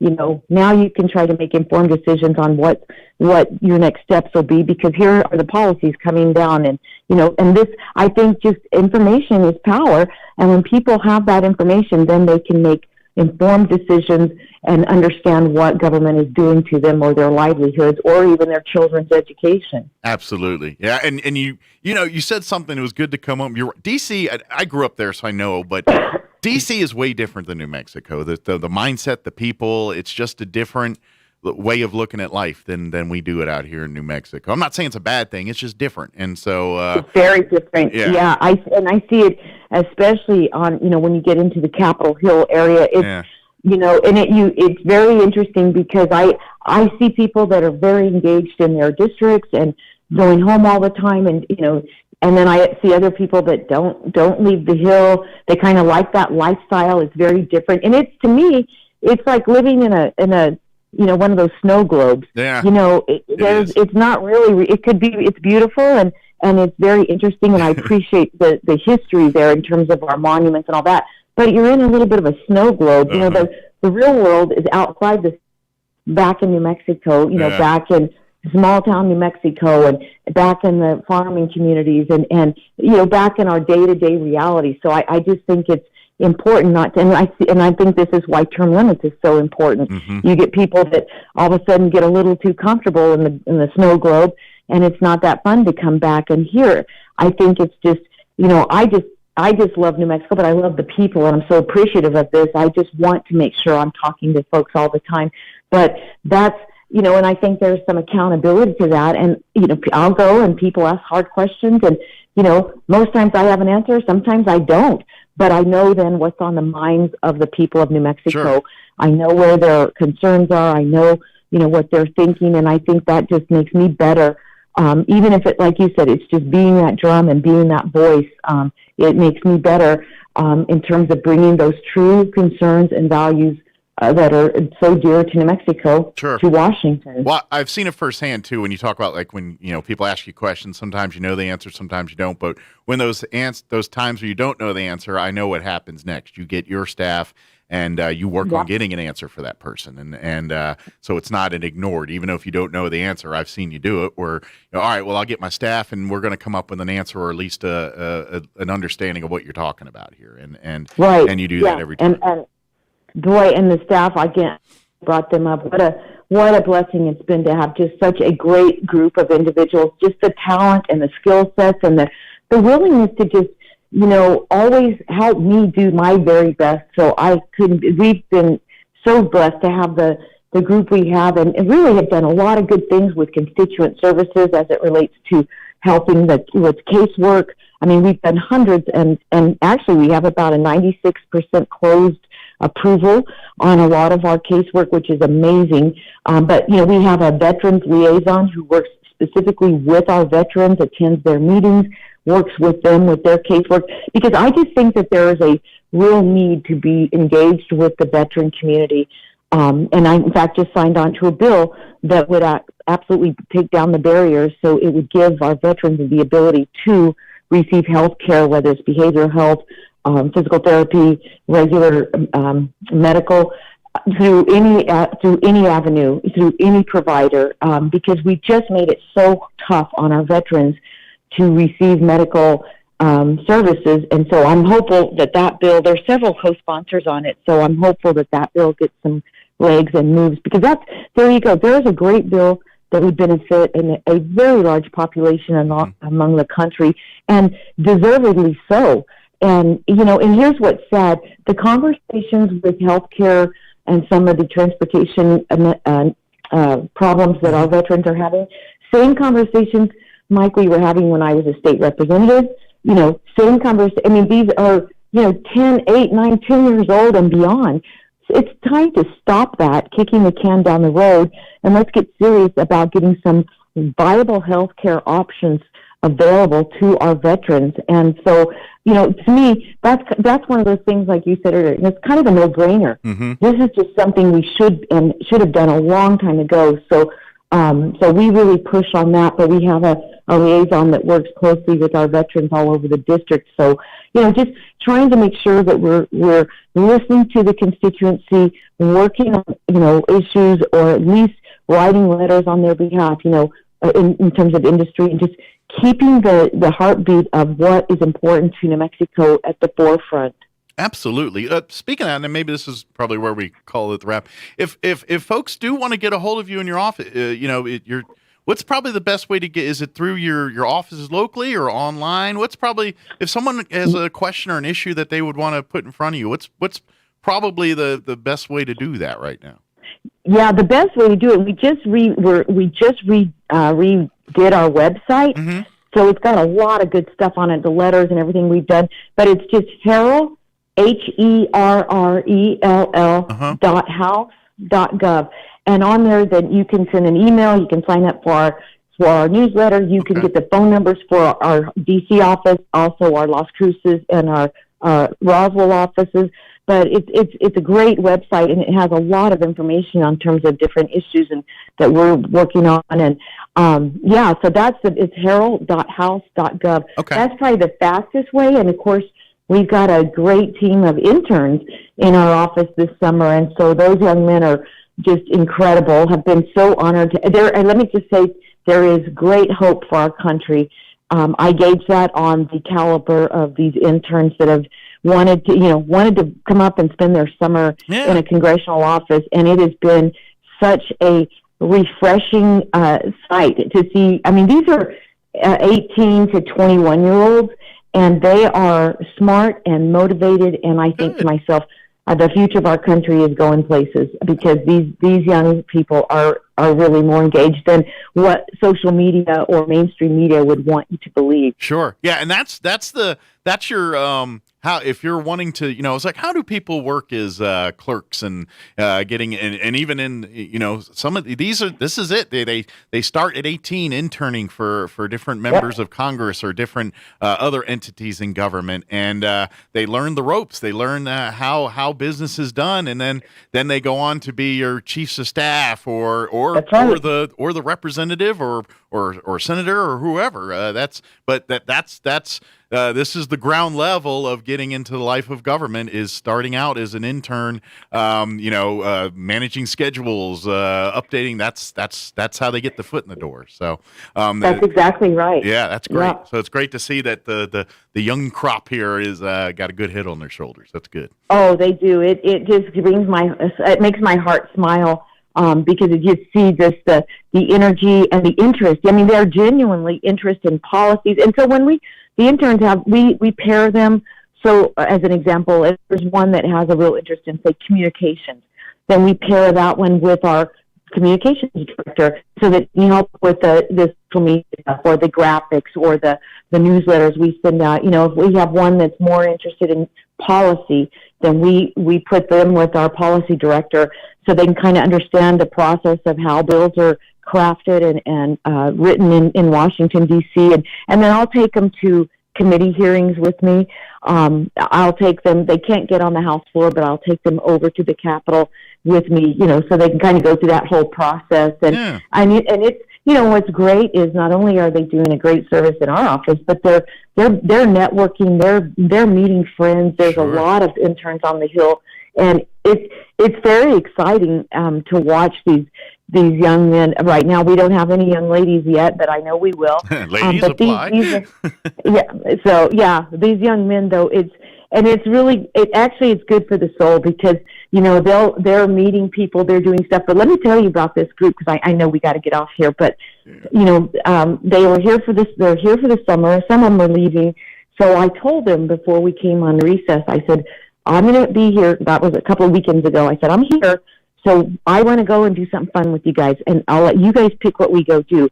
And, of course, everybody went to go to baseball games, but the Nationals were out of state that day. Oh, they were out of town. Yeah. But I thought they were going to say, well, let's take the boat up to Mount Vernon, or let's, go over to National Island or whatever it's called and do the Ferris wheel.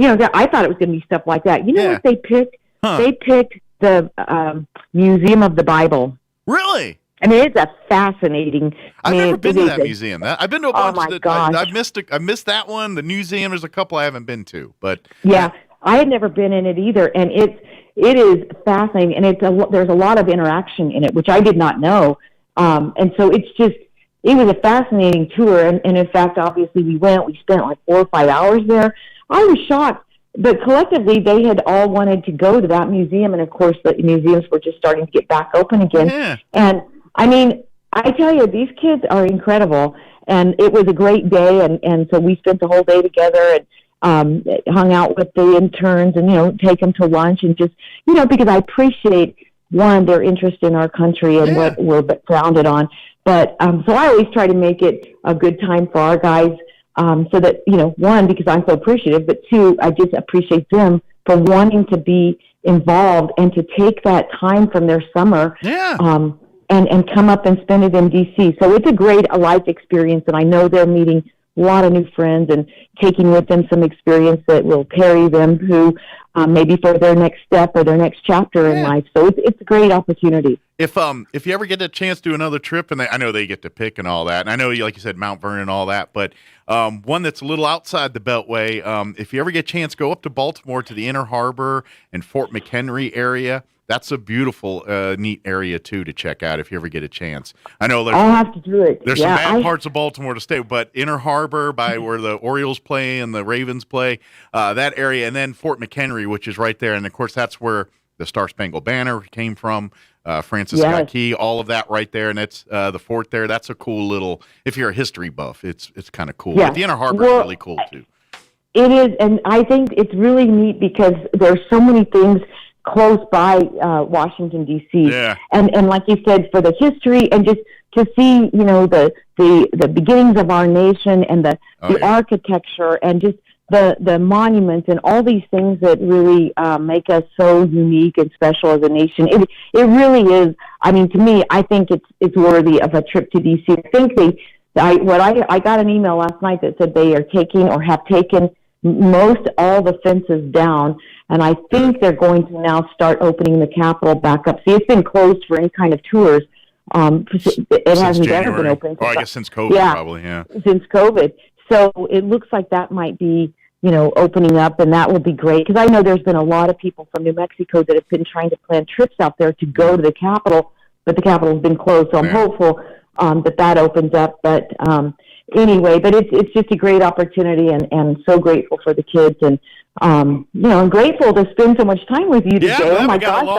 I had a guest on show, so it all kind of worked out. I had a guest who was supposed to be in, but I haven't seen him, so I was like, well, I'll just keep talking to the congressman. Heck yeah, you did. I'll keep talking. Casey hasn't texted me or anything, and I haven't got a text saying get off or shut up. So I was like, well, I'm going to. I know, right? I haven't either. So well, I better probably let you go now, though. So because I'm sure you have other things to do today.